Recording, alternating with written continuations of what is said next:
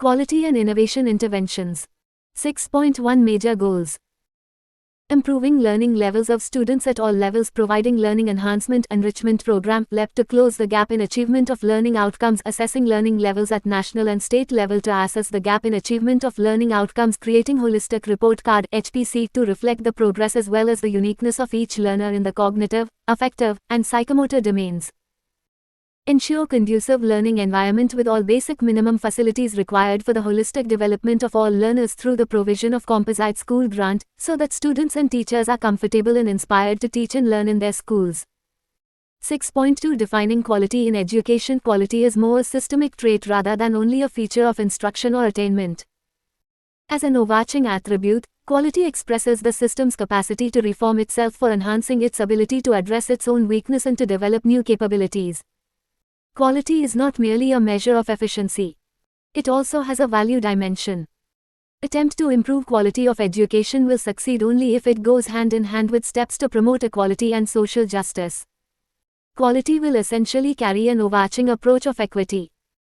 This will require schools to be sufficiently equipped and prepared to address the diverse learning needs of all children, with special focus on children belonging to SC, ST and minorities, CWSN as well as girl child. Another dimension of quality is to address the rural-urban divide and regional disparities as also the digital divide. Effective learning requires a comprehensive approach that involves appropriate curriculum, engaging pedagogy, continuous formative assessment and adequate student support. A quality classroom is an interactive place buzzing with activity that facilitates quality learning. It is a place where children do their work spontaneously and confidently without inhibition, and where they construct their own knowledge. Learning should be holistic, integrated, inclusive, enjoyable, and engaging. In order to minimize rote learning and to encourage holistic development and 21st century skills such as critical thinking, creativity, scientific temper, communication, collaboration, multilingualism, problem solving, ethics, social responsibility, and digital literacy, curriculum, textbooks, pedagogy and assessment shall be transformed. 84 PAGA. 6.3 The background. Various education policies over the years have emphasized upon strengthening of national system of education for providing education of comparable quality to all. In consonance with the mandate of education policies and demands from the society, NCF is brought out from time to further improve quality of school education in our country. Till now, 4 curriculum frameworks, i.e., NCF 1975, 1986, 2000 and 2005 have been brought out by NCERT. 6.3.1 The NCF 2005 suggests following guiding principles for the holistic development of a learner through school education, connecting knowledge to life outside the school. Ensuring that learning is shifted away from rote methods. Enriching the curriculum to provide for overall development of children rather than remaining textbook-centric. Making examinations more flexible and integrated into classroom life, and nurturing an overriding identity informed by caring concerns within the democratic polity of the country. 6.3.2 Section 29 of the RTE Act, 2009 provides for, the curriculum and the evaluation procedure for elementary education shall be laid down by an academic authority to be specified by the appropriate government by notification. The academic authority, while laying down the curriculum and the evaluation procedure under subsection 1, shall take into consideration the following: a.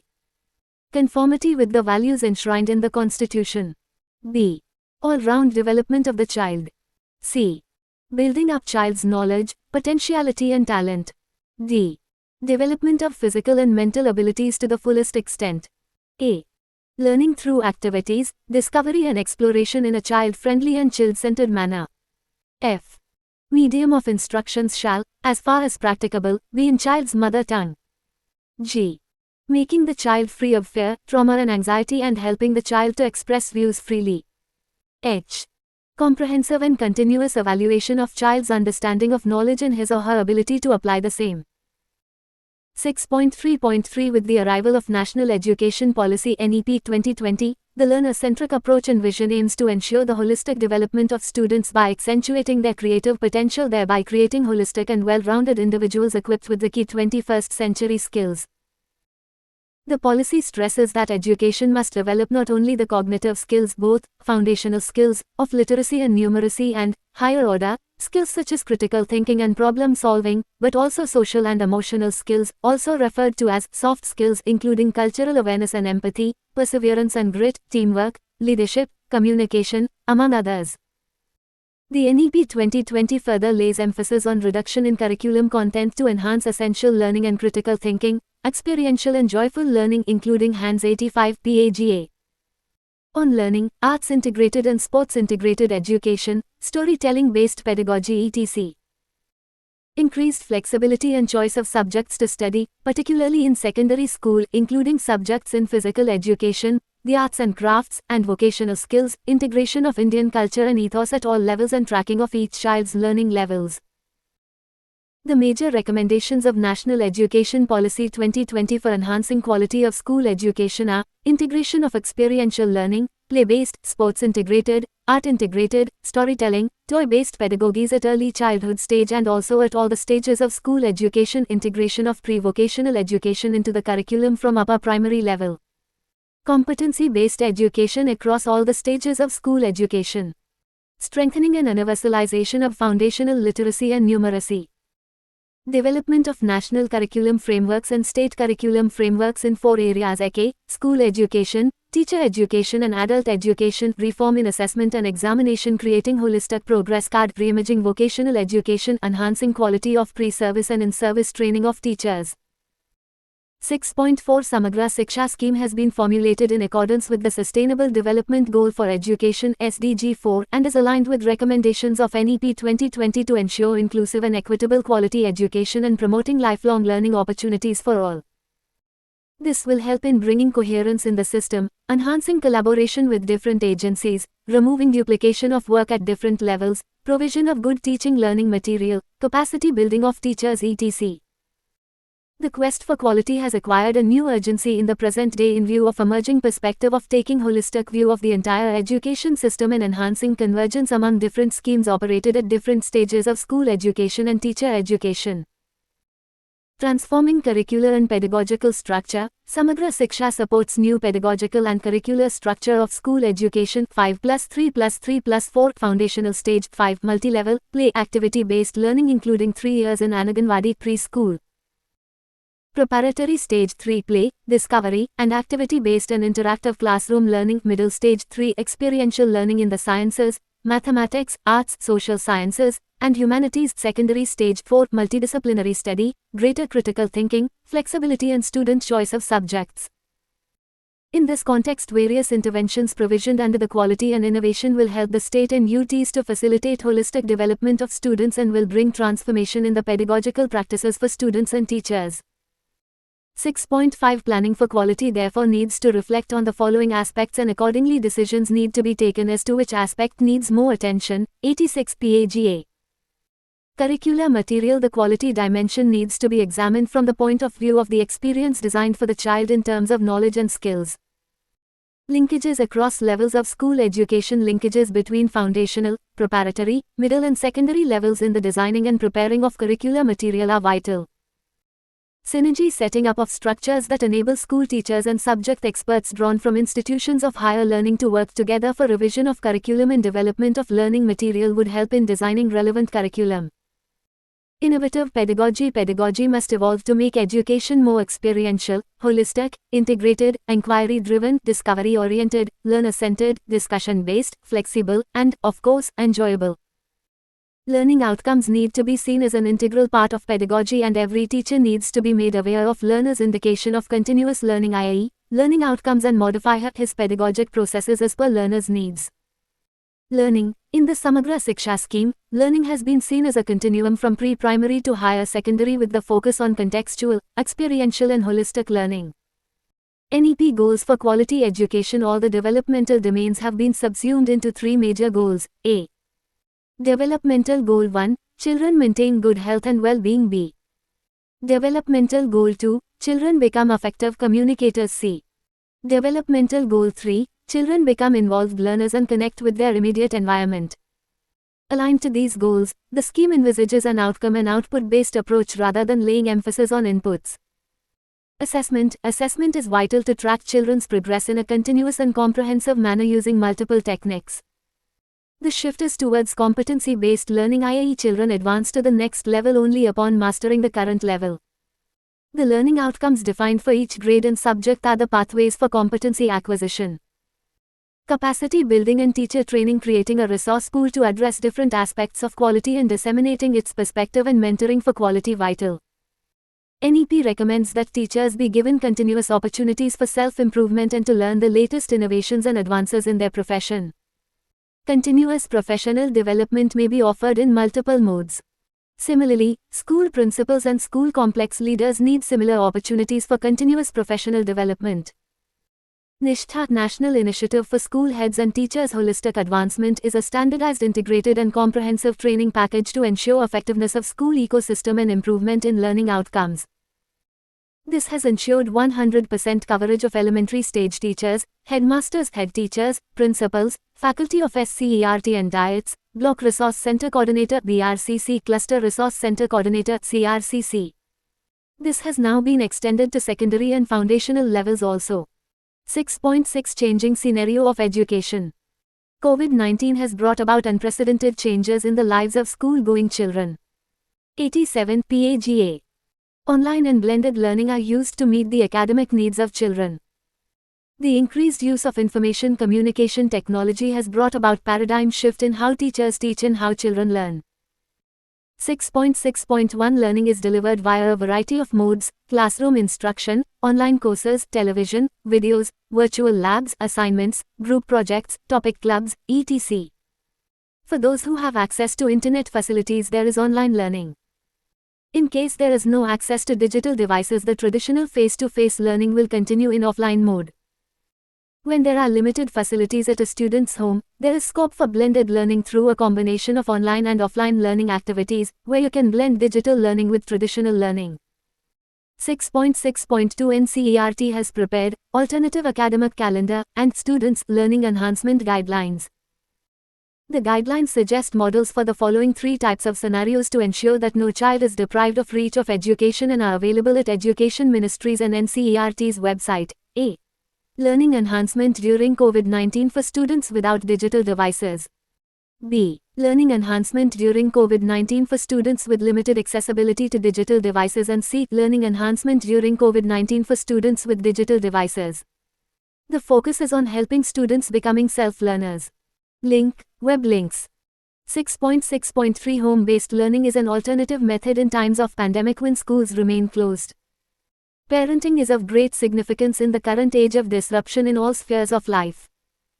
Parent and community participation can go a long way in helping children overcome the challenges that they face and providing a safe and conducive environment for learning. Parents and caregivers can contribute immensely in providing appropriate learning experiences to their children. MO has developed guidelines for parent participation in home-based learning, for which link is given below. Web link 6.6.4 Additionally, learning is increasingly shaped by technology, marked by increased access to information, especially with a rich resource platform like Diksha and NROER. The present-day changes also give scope for personalized learning, with each learner moving at her own pace. 6.6.5 Classrooms should also become a center for cultivating resilience in children. It's what enables children to emerge from challenging experiences with a positive sense of themselves and their futures. Children who develop resilience are better able to face disappointment, learn from failure, cope with loss, and adapt to changes, be it the pandemic, global warming, climate change, natural disaster, technology boom. For ensuring quality in classrooms, what is needed is a multi-pronged approach. The various dimensions mentioned are not mutually exclusive. Rather, they are intertwined and are completing and complementing one another. 6.7 Financial support for major quality interventions. 88 PAGA. Under Samagra Shiksha, support is provided for various interventions related to improvement in quality of education. Since our objective of holistic development of child demands focused interventions across cognitive, psychomotor and affective aspects of education in a balanced way, the guidelines include major quality interventions under the following heads. Core quality interventions like RTE entitlements, grants including Composite School Grant, Library Grant and Grant for Sports and Physical Education, student assessments, digital interventions, vocational education etc. and flexible funds for innovative quality interventions, which in turn will be decided on the basis of performance. Example is evident from NA's result and advocated policy interventions such as rural tenure policy, separate cadre for headmasters, digital initiatives, activities that promote scientific temper, learning enhancement etc. Further, support would be available for improvement in quality of education through strengthening of teacher education institutions including SCERTs and diets for in-service and pre-service teacher training, professional development of teachers, support for Diksha, school leadership training and academic support through BRCs and CRCs. 6.8 Core Quality Interventions. 6.8.1 The Right of Children to Free and Compulsory Education Act, 2009 mandates to ensure good quality elementary education conforming to the standards and norms specified in the schedule of the Act. To support states in implementation of various provisions of RTE Act, various provisions for reducing the sense of economic disparities among students and focusing on improving their learning outcomes has been made. 6.8.1.1 Free Uniforms. Under Samagra Shiksha Scheme, there is provision for giving 2 sets of uniforms for all girls and children belonging to SC/ST BPL families in government schools for class 1 to 8 at an average cost of Rs. 600 per child per annum. The option of cash transfer will be allowed in the form of DBT to Aadhaar-linked bank accounts. Wherever the option of DBT has been taken, it should be done directly from the state level and not decentralized levels. Also, states should have a mechanism to check and ensure availability of uniforms with all children at school. To access funds under the scheme, the state RTE rules must declare uniform as a child entitlement up to class 8. These will be appraised based on the data provided by the state for such children under UDISE+. Procurement of uniform or stitching may be done through local self-help groups SMCs. Expected outcomes: increase in attendance of children in schools, increase in enrollment and retention rates and reduction in dropout rates. Monitoring mechanism: monthly updation of physical and financial progress through PRABANDH portal. Third-party monitoring. 6.8.1.2 Free textbooks admissibility for GOVT and GOVT aided schools 89 PAGA. Appropriate use of textbooks is a major indicator of quality education imparted in schools. Textbooks in appropriate languages and at appropriate levels of difficulty are relatively low-cost inputs with high returns in terms of student achievement. Therefore, textbook production reform, including the layout and design, text and cover paper size and specifications, ink, printing and binding, etc., have significant implications. There is support for provision of textbooks to all children in government, local body and government-aided schools, including madrasas, as desirous of introducing the state curriculum at primary level and at upper primary level. Provision also includes primers textbooks developed for tribal languages with bridging materials to facilitate a transition to the state language of instruction and English. The textbooks should keep the principle of equity and inclusion at the forefront, proactively break extant stereotypes and reflect sensitivity to gender, caste and class parity, peace, health and needs of differently abled children. States will prepare textbooks, incorporating state flavor and material as needed, or adapt, contextualize the NCERT textbooks.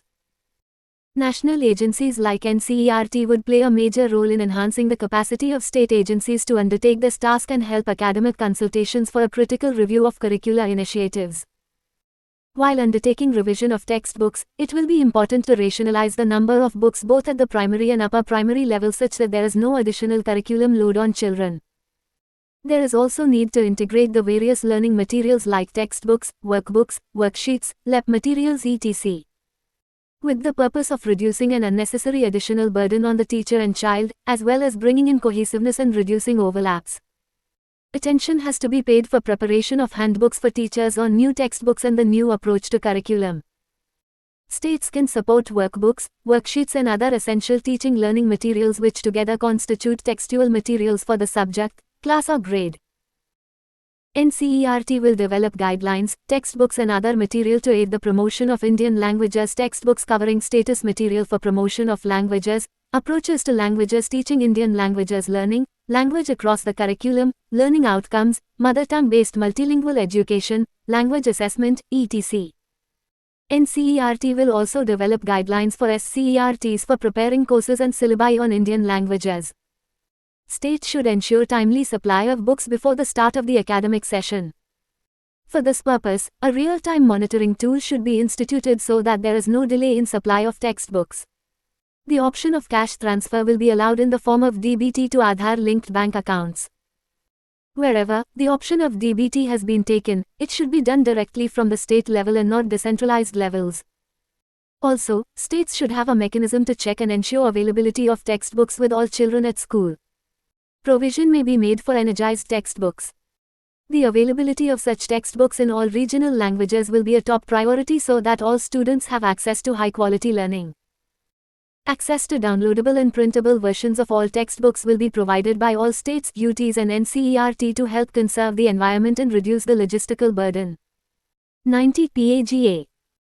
All efforts should be made in preparing high-quality bilingual textbooks and teaching the learning materials for science and mathematics, so that students are enabled to think and speak about the two subjects both in their home language, mother tongue, and in English. These will be appraised based on the data provided by the state UT for such children under UDISE+. Expected outcome: 100% coverage of all eligible children within 1 month of start of academic year. This is covered under the PGI Indicator 1.3.11. Monitoring mechanism: monthly updation of physical and financial progress through PRABANDH portal. Research conducted by NCERT, third-party agencies. 6.8.1.3 Support for the State Commission for Protection of Child Rights (SCPCR). The SCPCR under Section 17 Constitution of State Commission for Protection of Child Rights of the Commission for Protection of Child Rights Act 2005, shall in addition to the functions assigned to them under Section 13 Functions of Commission of the Act also perform the following functions: examine and review the safeguards for rights provided by this Act and recommend measures for their effective implementation, inquire into complaints relating to child's rights to free and compulsory education, take necessary steps as provided under Section 15 Steps after inquiry and Section 24 Application of certain provisions relating to National Commission for Protection of Child Rights to State Commissions of the said Commission for Protection of Child Rights Act. The SCPCR is expected to monitor the above issues in addition to norms and standards for the school's teacher-pupil ratio, teachers' attendance and performance etc. to ensure achievement of expected learning outcomes by all children. Under Chapter V Protection of Rights of Children and Section 32I Redressal of Grievances Grievance Redressal Mechanism, the role of SCPCR has been defined as follows. Any person having any grievance relating to the rights of the child under RTE Act may make a written complaint to the local authority having jurisdiction. After receiving the complaint, the local authority shall decide the matter within a period of 3 months after offering a reasonable opportunity of hearing of being heard to the parties concerned. Any person aggrieved by the decision of the local authority may prefer an appeal to the SCPCR and the appeal shall be heard and decided by the SCPCR. Samagra Shiksha supports financial assistance to SCPCR at the rate of Rs. 50 per elementary school for all government-aided and private schools. Financial provision will be available for the SCPCR to undertake status studies, interventions on the implementation of provisions of RTE Act and suggest appropriate measures to improve the situation. Following activities may be undertaken by SCPCR for ensuring student safety in 91 PAGA. Implementation of RTE Act and other relevant acts for child welfare. Ensuring implementation of safety and security guidelines for girls in schools in general and KGBVs and other hostels in particular.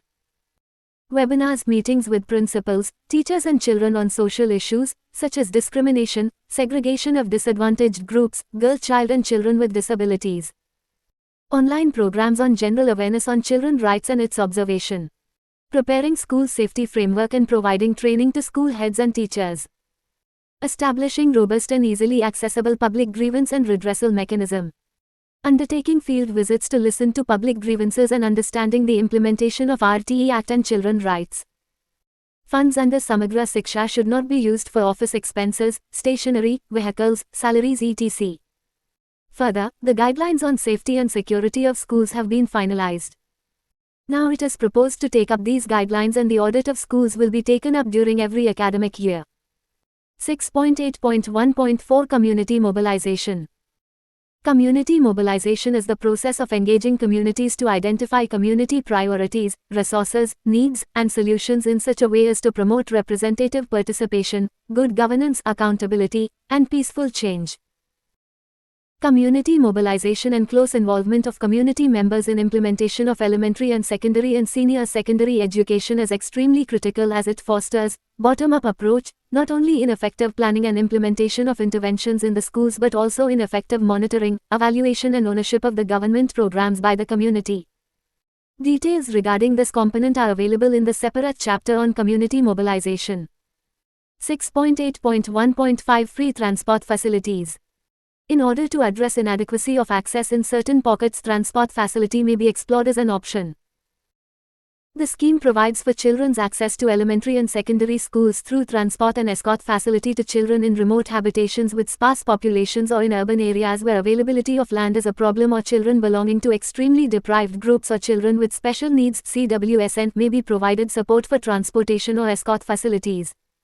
More details are provided in the chapter on access and retention. 6.8.2 Learning Enhancement Program (LEP). Catering to individual differences of all students assumes paramount importance. Learning Enhancement Enrichment Program under Samagra Shiksha envisages that each student is given the opportunities necessary for him/her to make meaningful progress in acquiring skills competencies through a process of continuous improvement in teaching and learning. 92 PAGA. This program will include following 4 areas: classroom-based interventions, academic enrichment in classrooms, academic enrichment beyond classrooms, individualized learning interventions for children with special needs. The support for the above areas will include institutionalizing curricular reform, developing teacher support material, supplementary reading material, etc. For classes I-12, taking into account the child-centric assumptions in NCF, RTE Act, 2009 and NEP 2020 recommendations. Schools should conduct baseline assessment to find out the strengths and weaknesses of students before deciding on the appropriate learning and teaching strategies. The strategy must include total number of children to be covered, block-wise and class-wise learning outcomes to be achieved through the LEP. Also, details of learner-related, teacher-related and process-related interventions of LEP have to be reflected and well defined in the plan. Involvement of key players like teachers, resource persons, CRCs, BRCs, diets, SMC, community, etc. in the implementation of the program is vital.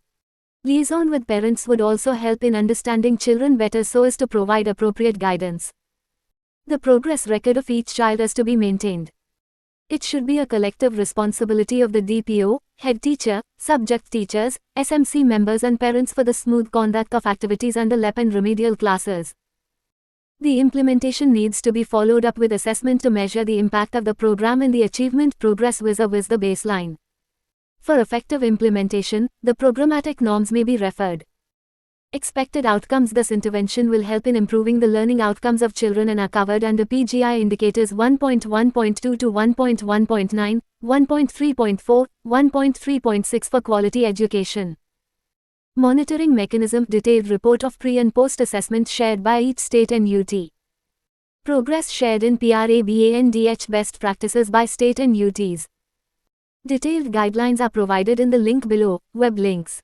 PDF. 6.8.3 Transforming Assessment for Student Development.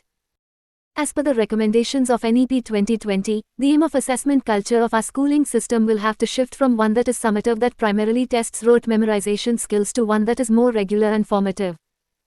It needs to be more competency-based and test higher-order skills such as analysis, critical thinking, and conceptual clarity.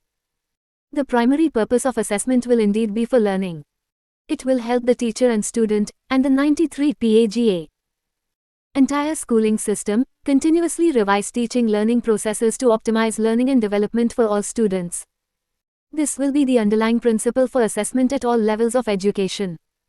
Assessment of learning, for learning and as learning, need to be considered. 6.8.3.1 Learning Outcomes Gloss. The RTE Act 2009 and the SDGs have indicated that for getting meaningful benchmark for progress on education in the country, rigorous and credible standardized assessment of student learning is required. In pursuance to it, learning outcomes for classes I-8 along with pedagogic processes have been developed class-wise in subjects such as environmental studies, science, mathematics, social sciences, Hindi, English and Urdu. The learning outcomes have also been included in the Central Rules of the Right to Education (RTE) Act, 2009 on the 20th of February 2017. Learning outcomes for the secondary stage has also been developed in all subject areas. Draft learning outcomes at higher secondary stage are also developed in the subject areas. The same has been circulated in all state and UTs for getting feedback suggestions before finalizing it. All state and UTs have also included reference to learning outcomes in their respective RTE rules. They are required to translate learning outcomes documents in their regional languages and circulate the same to all the schools. The learning outcomes will be used to carry out a comprehensive NAS or State Achievement Survey (SASH) in case they want to know the micro-level status. Though these learning outcomes have been prepared keeping in view the developmental perspective of desired competencies in the child at the particular stage and age and hence are not textbook-based, these are not prescriptive and may be contextualized as per the local specific requirements without much deviation from the learning outcomes developed at the national level.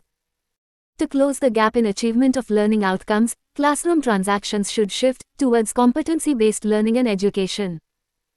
For popularizing and disseminating these learning outcomes to the teachers at the grassroots level, the required training programs for key resources persons and teachers need to be organized at the state, district and block levels. 6.8.3.2 Assessment at national level. Assessment should be helpful to the child, teacher and other stakeholders to further improve upon the abilities and achievement of children. Regular assessment with defined objectives is quite helpful in keeping a check on the health of education system at national, state and school level. Learning outcomes loss will be monitored through continuous and comprehensive evaluation (CCE). State and UTs will participate in National Achievement Survey (NAS) and the performance in NAS will be analyzed for further improvement. The basic objective of National Achievement Survey is to study the achievement level of students in different subjects at different grade levels and also with respect to location, area, gender and social groups. NAS takes a representative sample of all districts of the country. The NAS 2017-2018-94 PAGA generated detailed report at the district level on the percentage of students achieving learning outcomes. This has helped the districts to develop evidence-based programs for improving the quality of education. For improving overall learning levels of school education in the country, item bank will be developed for all subjects and classes covered under NAS and will be supported by ICT-based learning resources. Next round of NAS has been conducted in November 2021. The instrument development, testing, finalization of the test items, etc. was done by NCERT. However, the actual administration of the test in the sampled schools was done by CBSE. NAS 2021 covered A. Government schools, central government and state government. B. Government-aided schools. And C. Private unaided schools. State and UTs should design post-NAS interventions based on the results of the NAS to enable remedial corrective actions for improvement of learning outcomes. Monitoring mechanism NAS report state and district report cards. 6.8.3.3 State-Level Achievement Survey. States are also encouraged to conduct their own census-based state assessment survey (SASH), the results of which will be used only for developmental purposes, public disclosure by schools of their overall and anonymized student outcomes, and for continuous improvement of the school education system. Formative and periodic assessment of the learning outcomes and desired competencies grade and subject-wise may be taken up at state, district, school level. 6.8.3.4 School-based continuous and comprehensive evaluation. CCE is used as a strategy for assessment and bringing improvements in child's learning. By continuous evaluation, teachers' work can be continuously guided by the child response and participation in classroom activities. Comprehensive evaluation would help to view the child from a holistic perspective rather than merely in terms of a learner of different subjects. It is important to look at both the central evaluation and the SBA separately and derive meaningful implications for different stakeholders at different levels. The salient features of school-based continuous and comprehensive evaluation are: it facilitates attainment of competencies specified in terms of learning outcomes in a holistic manner during teaching-learning process. Assessment of school students by school teachers in the schools. No load on teachers of documentation recording, reporting child-centered and activity-based focus on learning outcome-based competency development rather than content memorization, broadening the scope of assessment by including self-assessment, peer assessment besides teacher assessment 95 PAGA. Non-threatening, stress-free and enhanced participation interaction focus on assessment of and as learning rather than evaluation of achievement, reposing faith on teacher and the system, enhancing self-confidence in children. CCE focuses on formative assessment comprising of the students' work at class and home, the students' performance in oral tests and quizzes and the quality of the projects or assignments submitted by the child. Strategies for SBA CCE. The most commonly used assessment strategies are observations, interview, self-assessment, peer assessment, group work assessment, portfolio assessment, feedback, authentic assessment, assignment, role play, storytelling, simulation, project work, experiments, anecdotal records, checklist, rating scales, focus group discussion FGD etc. Analysis of assessment results is to be linked with the design of learning enhancement enrichment programs, teaching and in training of teachers. 6.8.3.5 Holistic Report Card. The Holistic Progress Card will help in establishing an important link between home and school. As recommended in NEEP 2020, the Progress Card of all students for school-based assessment, which is communicated by schools to parents, need to be completely redesigned by states, UTs under guidance from the proposed National Assessment Center, Parakhat NCERT, and SCERTs. The Progress Card has to be holistic, 360-degree, multidimensional report that reflects not only the details of the progress but also the uniqueness of each learner in cognitive, affective, and psychomotor domains. Assessment to also include self-assessment, peer assessment, teacher assessment and progress of the child in various activities like project-based and inquiry-based learning, quizzes, role plays, group work, portfolios, etc. Frequent parent-teacher meetings may be held in order to actively involve parents in their children's holistic education and development and also provide them with valuable information on how to support each student in and out of the classroom. AI-based software could be developed to help students track their growth through their school years based on learning data and interactive questionnaires for parents, students, and teachers, in order to provide students with valuable information on their strengths, areas of interest etc. HPC should be such that the teacher has to fill it up thrice in a year. 6.8.3.6 Foundational Literacy and Numeracy. Assessment of progress and achievements by students, schools and states UTs in FLNN will be at 4 levels: School-Based Assessment, State Achievement Survey, Third-Party Assessment and National Achievement Survey. A holistic progress card will be designed by NCERT for KVS JNV CBSE schools for the foundational years. 96 PAGA. SCERT to develop an app based on the local language or oral reading rubrics for holistic progress card to focus on knowledge, competencies, skills, attitudes, values, etc. and AI-based analysis. This will utilize the national level HPC prepared by CBSE and NCERT as the basis of developing the state UT level HPC in the local language. Expected outcomes: all children in the age group of 6 to 9 years have access to foundational schooling and achieve foundational skills by grade. High quality and diversified student and teacher resources. Learning materials are made available for a joyful learning environment. School readiness module is implemented in local language in class 1 in all schools. Teachers of grades I to V are trained in order to ensure the requisite capacity to deliver high quality instruction for foundational years. The interventions will help in improving the learning outcomes of children and are covered under PGI indicators 1.1.2 to 1.1.9, 1.3.4 and 1.3.6.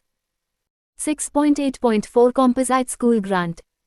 As a support for quality improvement, Composite School Grant is sanctioned on an annual basis to all government schools. The objective is to utilize the support to ensure decent and pleasant conditions at schools as per NEP Recommendations 5.9 and provide conducive learning environment. The Composite School Grant must be released allocated by state and UTs to the schools as soon as funds are received under ad hoc grants and balance of first installment, so that schools have enough time during the year for its utilization. Composite School Grant need to be utilized for the following: for the replacement of non-functional school equipment and incurring other recurring costs like consumables, laboratories, electricity charges, internet, water, development of specific teaching aids, tools by school teachers to enhance classroom learning in the school, etc. to provide annual maintenance and repair of existing school building, toilets and other facilities to upkeep the infrastructure in good condition. To promote Swachh Vidyalaya initiative by utilizing at least 10% of the school grant for Swachhta Action Plan. Must involve elements of community contribution. Monitoring mechanism progress uploaded from time to time in PRABANDH report of visit by state authorities officials from Center report of Swachh Bharat Abhiyan report by BRC CRCs. Outcome: this would facilitate in improving school environment and adopt the Swachhta Action Plan effectively and is covered under PGI indicators 1.3.9, 1.4.15 and 1.4.16. 97 PAGA. 6.8.5 Library grants admissible only for GOVT. Schools library is an essential component of the school, providing not only resources for learning, but also for strengthening the idea of reading for pleasure, recreation and further deepening of knowledge and imagination. Library will have books, pictorials, newspapers, journals, magazines, reference books, biographies, autobiographies, dictionaries, encyclopedias, audio-visual material, etc. as well as access to information technology and digital resources. The major objectives: to enable children to become motivated and independent readers, to develop sustainable reading skills in order to achieve age-appropriate reading levels, to associate reading with their surroundings, real-life situations and a joyful learning experience, to recognize social perspective of home-school transition and the role of children's literature in the process of building independent and engaged readers and writers, support teachers in achieving the curricular goal. Some of the activities under library grant: the library resources are to be utilized for facilitating the process of reading with comprehension in the light of Padhe Bharat PBBB.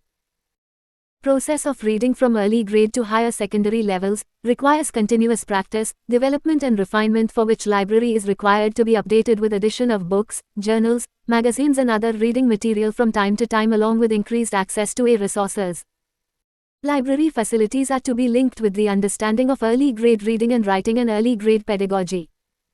The library grant should be used to complement the activities under Nipun Bharat Mission and inculcate reading habits among students of all ages.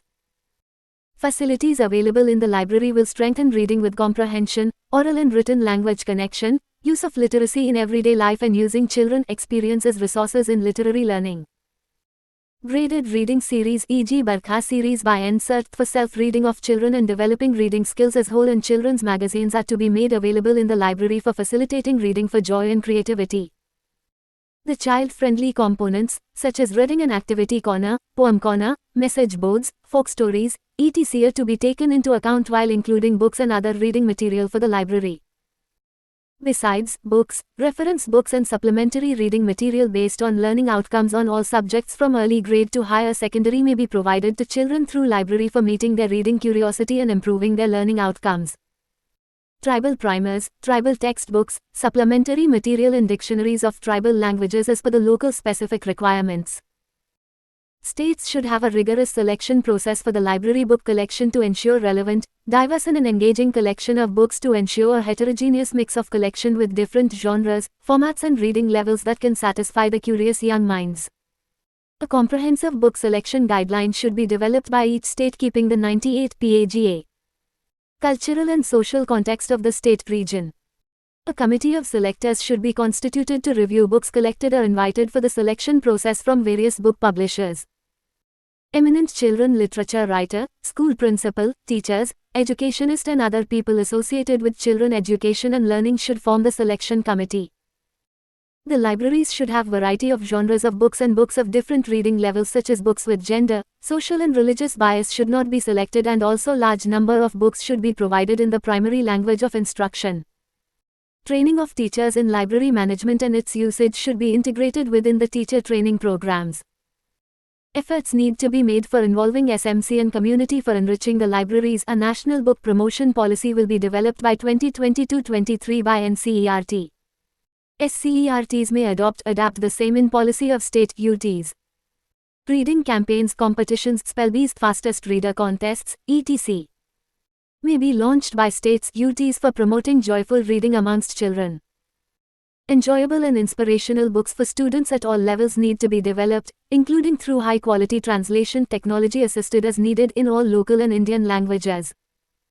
School libraries may be used to serve the community during non-school hours, and book clubs may meet in public school libraries to further facilitate and promote widespread reading. States UTs may take extensive initiatives to ensure the availability, accessibility, quality, and readership of books across geographies, languages. Also various other activities like monthly projects, talking hour, book reviews, bookmaking activity, integrating drama with library activities and storytelling, story reading with comprehension need to be conducted in the library to engage children deeply with the books and develop skills. Various magazines related to literature, science, humanity, commerce and art may be encouraged at school level, editorial led by students to promote their reading, writing and creative skill. Concerned subject teacher may mentor the students in making them. Digital library, a library may be constituted. State UTs may refer to the guidelines for library grant and promoting reading in school issued by the ministry at link, web links.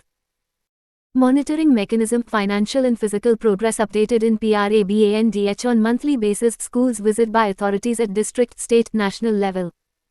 Reports of competitions held, report of reading Mela, library week and other state-specific initiatives. States UTs may consider developing an app portal that is NDAR compliant to monitor book borrowing and other reading activities. Outcome: the above intervention is meant for improving the reading habits of children as emphasized in Padhe Bharat and is covered under PGI indicators 1.3.4 and 99 PAGA. 1.3.6, 1.1.2 to 1.1.9. 6.8.6 Physical Health and Wellness, Sports and Physical Education admissible only for GOVT schools. Sports in schools have immense benefits for both children and for educational systems.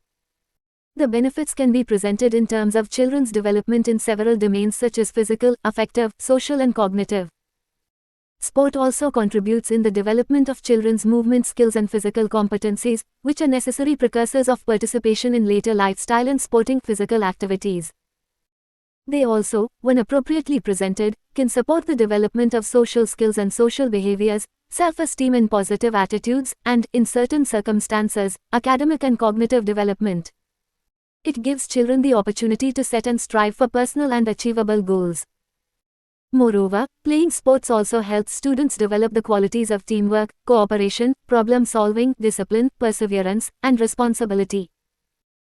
As per NEP recommendations, the following measures will therefore need to be taken: incorporating physical education, mind and body wellness and sports into the curriculum starting at the foundational stage, by allotting a dedicated time for sports and physical education daily in the school timetable as per para 4.6 of NEP. Undertaking sports integrated teaching learning in classroom transactions to help students adopt fitness as a lifelong attitude and to achieve the related life skills along with the levels of fitness as envisaged in the Fit India movement. All students at all levels of school will have regular opportunities to participate in physical activity and exercise, including sports, games, yoga, martial arts, dance, gardening, and more, in accordance with local availability of teachers and facilities. Setting grade-appropriate benchmarks to be achieved in terms of physical health and well-being. This could also become a part of the holistic progress card. Playgrounds and sports fields should be made available if not on the school grounds, then within the school complex cluster region, with suitable transport provided if needed, so that all students have the opportunity to participate and excel in sports. Joint sports activities and competitions between schools within the school complex and across school complexes will be fostered and encouraged. Expenditure for meeting expenses on procuring sports equipment for indoor and outdoor games in convergence with Department of Sports and Youth Affairs will be covered under this component. An indicative list of age-appropriate sports equipment for government schools has been prepared and has been shared with all state and UTs. Web links is only an indicative list and not an exhaustive list. The states UTs may, if they so desire, procure items from beyond this list subject to its actual requirement being certified by the head of school sports committee, based on the availability of infrastructure in the school including the availability of playfield etc. Schools may also be encouraged to include traditional regional games of the respective state region, for which the no-cost equipment may be procured at the local level. Schools may engage children with special needs in adaptive sports para 100 PAGA. Sports, Paralympics sports. The sports activities or games for children with special needs may include chess, athletics, lawn bowls, swimming, carom, table tennis, weightlifting, volleyball, cycling, badminton, handball, karate and blind cricket etc. It may be ensured that equal opportunities for girls are available for participating in sports. Also, minimum necessary sports infrastructure in every school may be made available for organizing sports activities. For organizing the annual sports, inter-school competitions, facilities of divisional and district sports complex may be availed. In order to motivate the students to participate in national and international sports events, schools will be given additional grant of Rs. 25,000 if at least 2 students from that school have won medal in Khelo India Games at the national level. Guidelines for utilization of sports grant under Samagra Shiksha have been circulated by the Ministry on the 30th of September 2020. State UTs may refer to the guidelines for conducting sports activities and purchase of sports equipment. Expected outcomes: sports will become integral part of daily routine of the students. Promotion of sports at national and international level, including the indigenous games of India. Students reach fitness goals: cardiovascular fitness, muscular endurance, muscular strength and flexibility to meet the demands of everyday life and maintain a healthy life. Comprehensive health education for students, increased awareness of the health benefits of physical activity and the need for initiatives to reduce sedentary lifestyles. This intervention is meant for improving the PGI indicators and contributes to overall improvement in mental and physical development of the student. Monitoring mechanism: physical and financial progress monitored through PRABANDH. Best practices uploaded in Shagun portal. Participation in national level games Khelo India. Grade appropriate benchmarks achieved by the child in physical health and well-being can be tracked under student registry. 6.8.7 Rashtriya Avishkar Abhiyan (RA) and STEM activities. With the focus on connecting school-based knowledge to life outside the school, making learning of science and mathematics a joyful and meaningful activity, and to bring focus on innovation and use of technology, Rashtriya Avishkar Abhiyan (RA) has been initiated as a convergent framework that aims at nurturing a spirit of inquiry and creativity, love for science and mathematics, and effective use of technology amongst children of the age group of 6 to 18 years. The NEP also underlines developing scientific temper as one of the purpose of the education system. The major objectives of the program are to enable children to become motivated and engaged in science, mathematics and technology (SMT) through observation, experimentation, drawing inferences, Model 101 PAGA. Building rational reasoning and testability. To create curiosity, excitement and exploration among school children in science, mathematics and technology. To create a culture of thinking, inventing and doing. To promote inquiry-based learning in schools. To achieve learning levels appropriate to the class of study in science and mathematics. To encourage and nurture schools to be incubators of innovation. As per these objectives, state and UTs may plan specific initiatives for innovation and excellence in science, mathematics and technology, including community sensitization and engagement, improving school science facilities, teacher support systems, effective classroom transaction and assessment, and nurturing student clubs and competitions. As per the RA guidelines on state preparedness, the following activities need to be undertaken. The state's UTs to constitute state steering committee with relevant participation to guide the RA to maximize its outreach and impact, to identify one group of nodal institutions for each of the components of RA. Map and identify higher education mentoring institutions and schools for networking and tagging, orientation of state nodal institutions, mentoring institutions, participating schools and other stakeholders, to roll out all initiatives of RA. Measure progress and to coordinate the components and institutes involved. Support for initiatives under Rashtriya Avishkar Abhiyan will be provided as per the state UT specific proposals such as 6.8.7.1 Mentoring by higher institutes. School mentoring is the most important activity recommended under RA. Higher education institutions can play a lead role in realizing the objectives of RA. The role of these mentoring institutions is to improve student engagements through science and mathematics activities in schools, create a culture of making and doing by students and teachers, and encourage collaborative engagement of teachers and students with planned and coordinated sustenance in the form of material, institutional and intellectual support. These higher institutions have been entrusted with the responsibility of handholding the schools attached to them with respect to the following activities. Promotion of science and mathematics teacher circles, science, mathematics and technology clubs for children, participation of students in inter-school, state, national science and maths olympiads, teacher preparation for science, mathematics and technology assessment design for science and mathematics for students. 6.8.7.2 Mathematics and computational thinking 102 PAGA. Mathematics and computational thinking will be given increased emphasis throughout the school years, starting with the foundational stage, through a variety of innovative methods, including the regular use of puzzles and games that make mathematical thinking more enjoyable and engaging. Capacity building of maths teachers for promoting the study of joyful mathematics related to real-life experiences and mathematical thinking involving artificial intelligence, machine learning and data science, etc. Teachers must aim to encourage students with singular interests and or talents in the classroom by giving them supplementary enrichment material and guidance and encouragement. Topic-centered and project-based clubs and circles including science circles and maths circles need to be encouraged and supported at the levels of schools, school complexes, districts and beyond. 6.8.7.3 Tinkering Lab. The objective of setting up of this lab is to foster curiosity, creativity and imagination in young minds and inculcate skills such as design mindset, computational thinking, adaptive learning, physical computing, rapid calculations, measurements etc. Young children will get a chance to work with tools and equipment to understand what, how and why aspects of STEM, science, technology, engineering and math. An integrated approach to science and math shall inculcate real understanding and bring out innovation.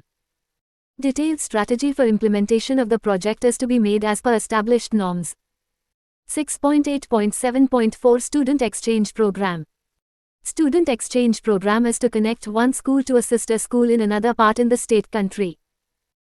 The chief objective is to provide an opportunity to the children to visit other areas, states and interact with their counterparts, which in turn will promote exchange of ideas, cultural integration and avenues for career paths for students as well as enrich their knowledge about our country. It would also help showcase their talents and learn from one another. 6.8.7.5 Excursion Trips. To provide scope to the students to gather experiences by visiting the historical sites, monuments, science parks, museums etc. Where they will learn through experiences and interact and share with fellow students, excursion trips are arranged. Also, visits to higher education institutions are arranged, which provides wide exposure and motivation to students and help them gain an understanding of matters related to career and higher education. 6.8.7.6 Other activities under RAME include provision of science and mathematics kits in classrooms, science and mathematics laboratories, organizing science exhibitions and mathematics melas, capacity building of science and mathematics teachers, science, mathematics, astronomy, technology clubs for children, 103 PAGA.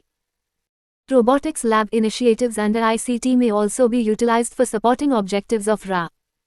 Tracking participation and engagement of child with RA and the student registry. Outcomes: science and maths learning at upper primary to senior secondary level will be promoted. Scientific temper and evidence-based thinking. Creativity and innovativeness will be inculcated among students. NEP Para 4.23 This would strengthen students' ability to handle competitions and develop scientific temper. This is also covered under PGI Indicator No. 1.2.5, 1.2.7, 1.3.2. Link, web links. 6.8.8 ICT and digital initiatives. Information and communication technologies (ICT) are increasingly becoming indispensable part of the education system. The use of ICT and digital initiatives would help transform the process of teaching and learning from the traditional instructional teacher-centered endeavor to a learner-centered approach. Quality education can be achieved by the use of information technology through enlarging the motivation of learner, enrichment of basic skills and increasing teacher training in new pedagogies, enhancing access to qualitative resources. Detailed guidelines for implementation of this component are at Chapter 7.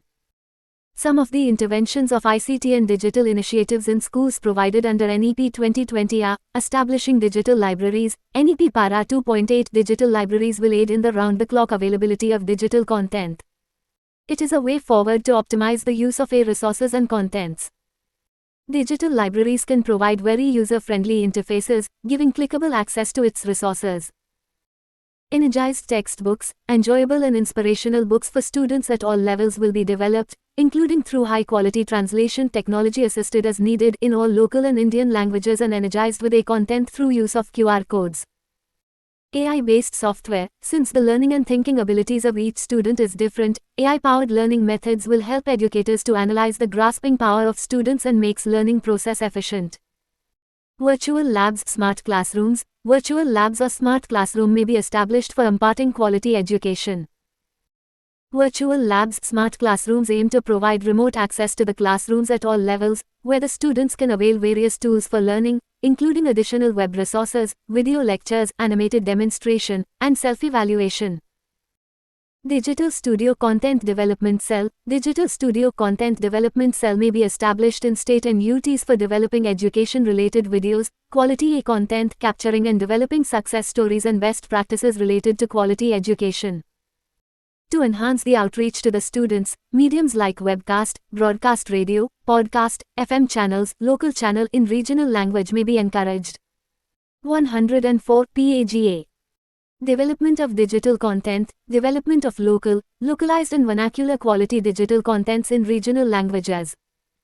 A system of collecting and disseminating educational information through the common platform will be emphasized.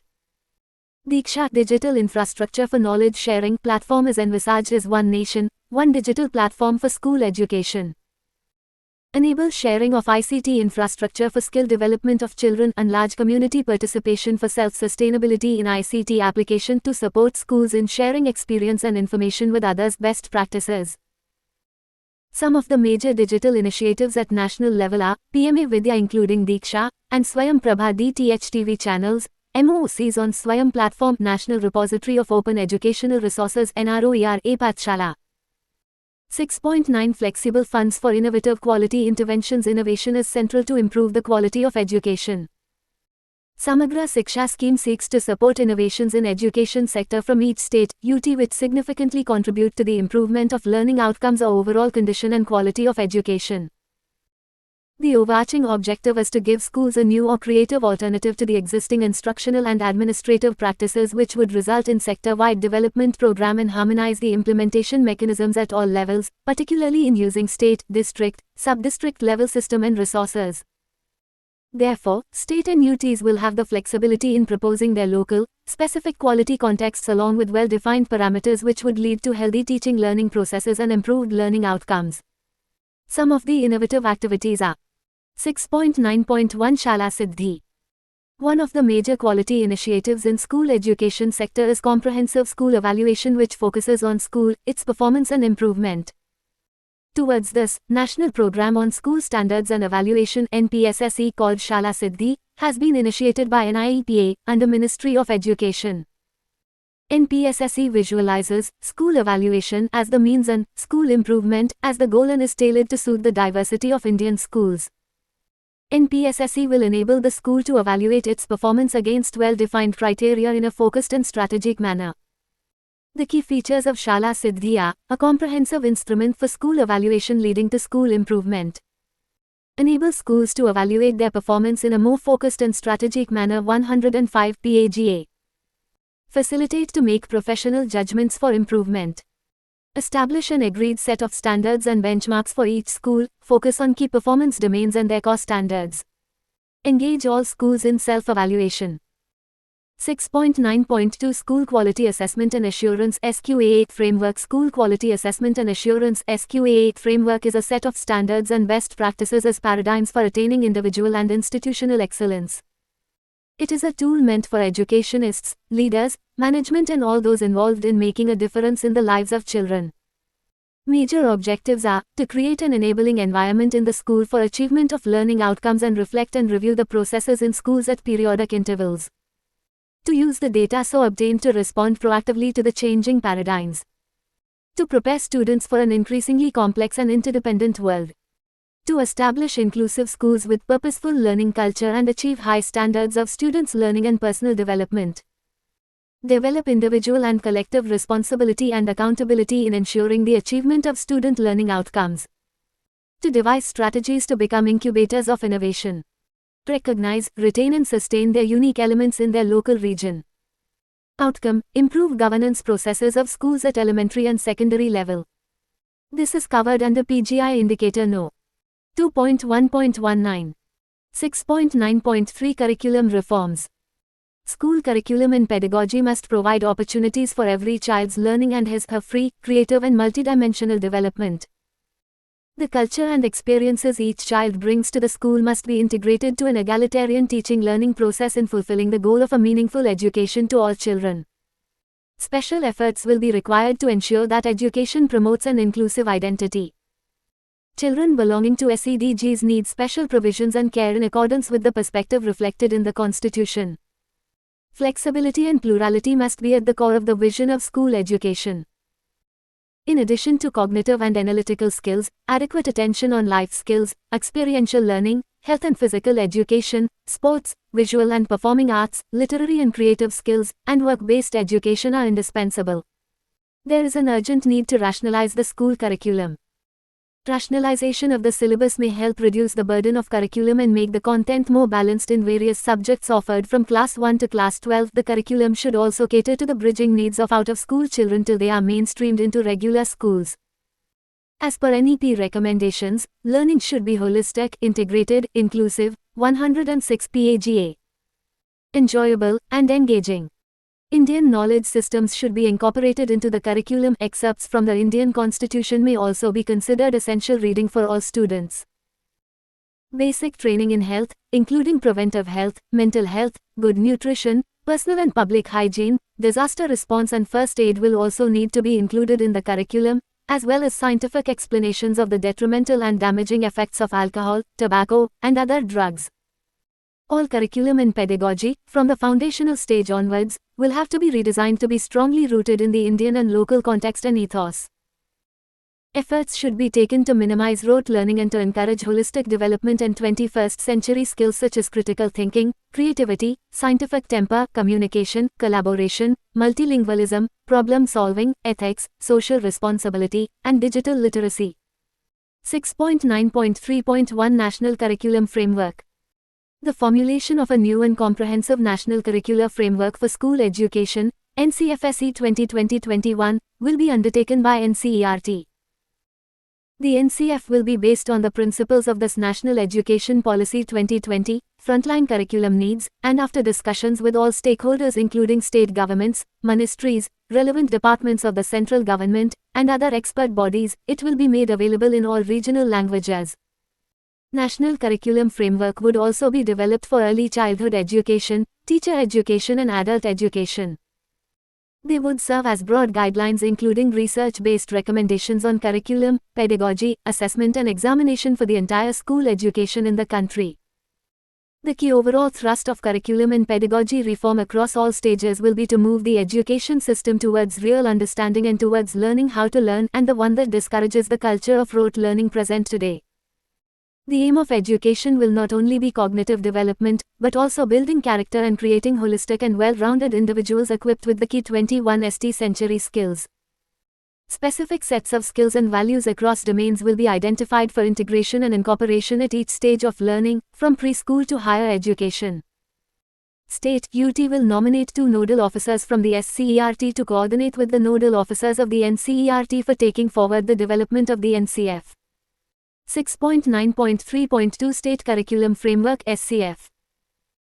Since National Curriculum Framework NCF would be framed by incorporating and integrating the local and indigenous flavor from across the country through wider consultations, the inputs related to state curriculum frameworks may be developed first and these may then feed into the preparation of the NCFs. The entire process of developing the NCFs will be paperless and conducted using the 107 PAGA tech platform to be developed by NIC, more in close collaboration with NCERT. State UT will nominate SCERT wherever it is available or any other agency is the nodal agency for developing the SCFs in collaboration with the concerned state UT agencies, such as school examination boards, SIEMATs, diets etc. Setting up of state focus groups for developing state position papers in the identified areas. Setting up of 3 separate steering committees, one jointly for State Curriculum Framework for School Education and State Curriculum Framework for EK, second for SCF for Teacher Education and third for SCF for Adult Education. Consultations at district level for taking inputs on the survey questionnaires developed at the national level to be led by diets. After the finalization of SCF, states UTs will independently take up encouragement of the local art and craft by SCERTs by designing suitable courses. In this regard, SCERTs and diets may utilize the funds provided under Program and Activity Research Annual Grants for developing SCF. 6.9.4 Revision of Textbooks. NCERT textbooks will be revised to contain only the essential core material in each subject, in accordance with the revised NCF and NEP 2020. In certain subjects, in addition to this core material, NCERT may also prepare a few supplementary units that may be used to enhance the core material in various states. Preparation of textbooks at the state level. SCERTs in each state will be encouraged to prepare textbooks that could utilize ONCERT core material or any NCERT supplementary material deemed of interest to the state, and or any other material and edits prepared by SCERT or districts that add local relevance and flavor is needed or desired. The goal, overall, will be to have textbooks with less content load than they do now. Efforts should be made to publish textbooks and other supplementary material in mother tongue or regional languages. Care should be taken to ensure that textbooks contain age and grade appropriate material. 6.9.5 Reuse of textbooks. Reuse of textbooks will conserve resources, finances and will generate less paper waste besides educating the children to reuse and recycle and taking care of the environment and establishing a culture of environmental responsibility. Textbook collections could be kept and maintained at school level by the school authorities or by the Parent-Teachers Association or any GO. States need to encourage schools for creating book banks so that the initiative of reuse of textbooks could be encouraged. 6.9.6 Multilingual Education and Bridge Courses for Tribal Children 108 PAGA. Educational research has shown that the mother tongue is the best medium of instruction, and inclusion of tribal children hinges crucially on the same. The following interventions may be implemented for encouraging multilingual education and bridge courses for tribal children. Development of educational material in local languages using resources available within the community. Incorporation of local knowledge in the curriculum and textbooks. Textbooks in mother tongue for children at the beginning of primary education where they do not understand language of instruction.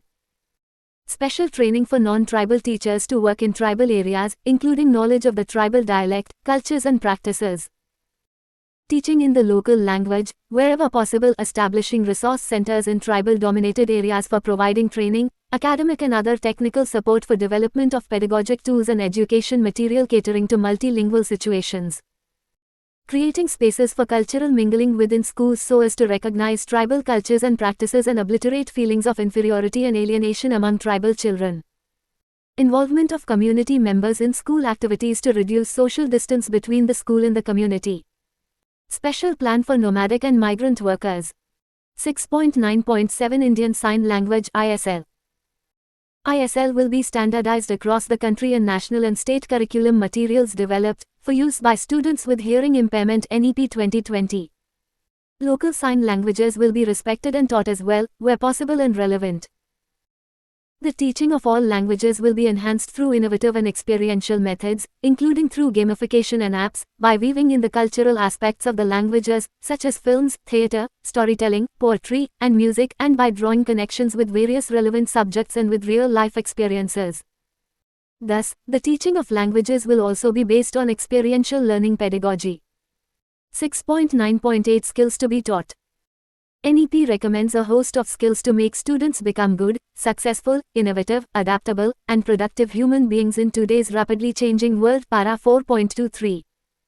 The skills include proficiency in languages, scientific temper and evidence-based thinking, creativity and innovativeness, sense of aesthetics and art, oral and written communication, health and nutrition, physical education, fitness, wellness and sports, collaboration and teamwork. 109 PAGA. Problem solving and logical reasoning. Vocational exposure and skills. Digital literacy, coding, and computational thinking. Ethical and moral reasoning. Knowledge and practice of human and constitutional values. Gender sensitivity. Fundamental duties. Citizenship skills and values. Knowledge of India. Environmental awareness including water and resource conservation, sanitation and hygiene. And current affairs and knowledge of critical issues facing local communities, states, the country, and the world. In order to develop these various important skills in students at all levels, concerted curricular and pedagogical initiatives, including the introduction of contemporary subjects such as artificial intelligence, design thinking, holistic health, organic living, environmental education, global citizenship education, GCED, etc. at relevant stages need to be undertaken.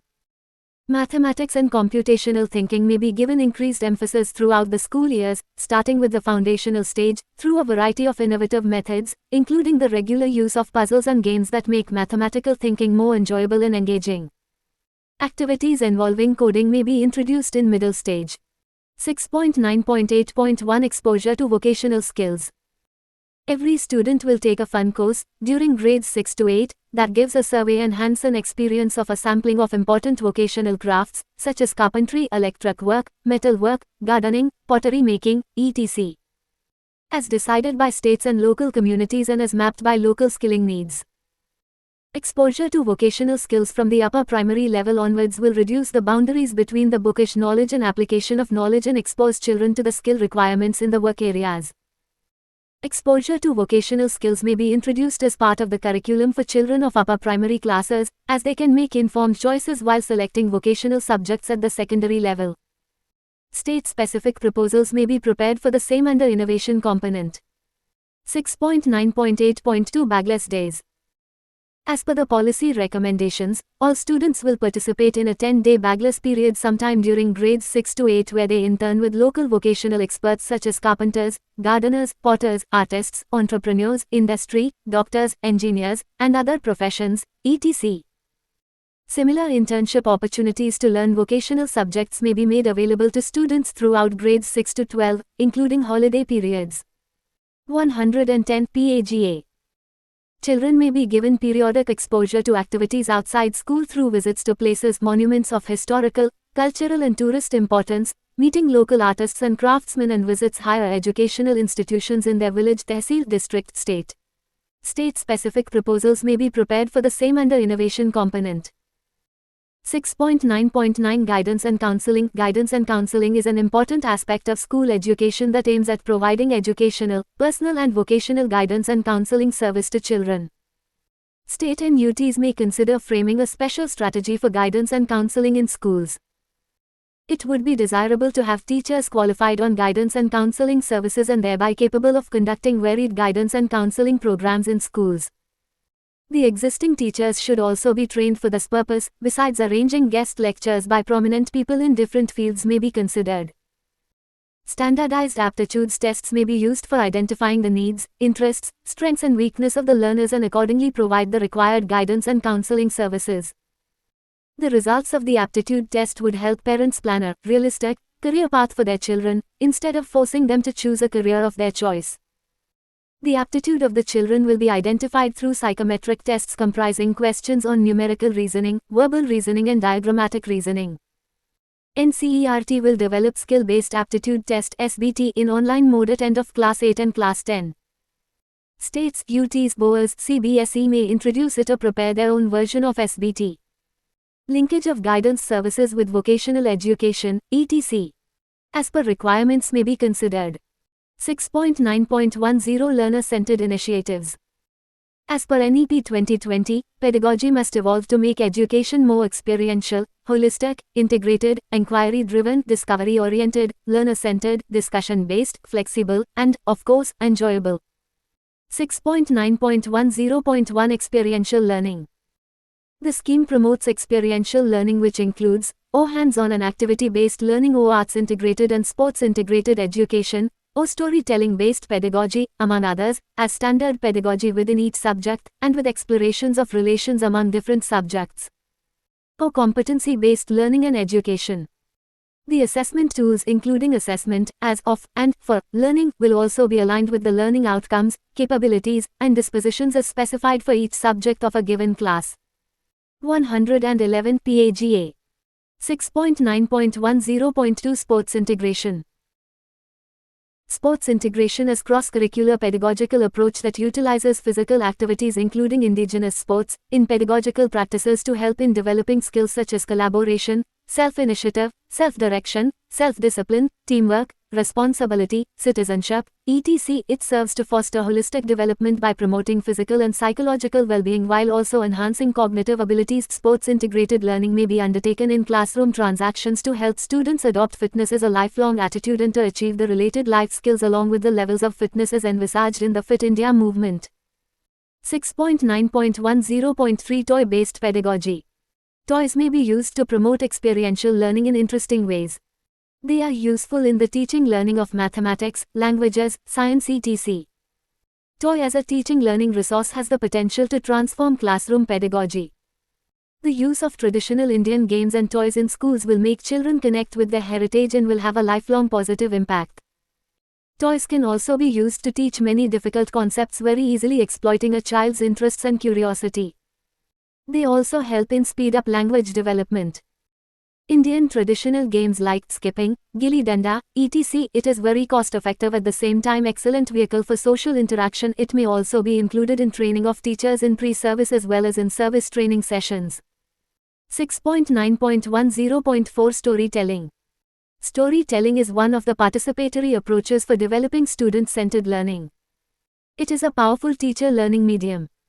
It is most enduring pedagogy for engaging children, generating interest and enhancing their knowledge, comprehension and memory. This technique has been used ever since ancient days and has been found very effective. 6.9.10.5 Life Skills. For realizing the goal of education, i.e. holistic development of learner, there is also need for making provisions to develop life skills, values, pre-vocational skills, in the school curriculum. Opportunities need to be provided in the school timetable for various activities promoting experiential learning, life skill, values, pre-vocational skills and health and physical education. 112 PAGA. Activities for life skills and values may be developed by the teachers at the block and district levels and also disseminated across schools. 6.9.10.6 Art Integration. Art integration is a cross-curricular pedagogical approach that utilizes various aspects and forms of art and culture as the basis for learning of concepts across subjects. As a part of the thrust on experiential learning, art-integrated education will have to be embedded in classroom transactions, not only for creating joyful classrooms, but also for imbibing the Indian ethos through integration of Indian art and culture in the teaching and learning process at every level. Art therapy has been found to be very effective in counseling students, especially in the times of pandemic, and helping students to channelize their energy in the right direction. Art-integrated approach will strengthen the linkages between education and culture. 6.9.10.7 Kala Utsav.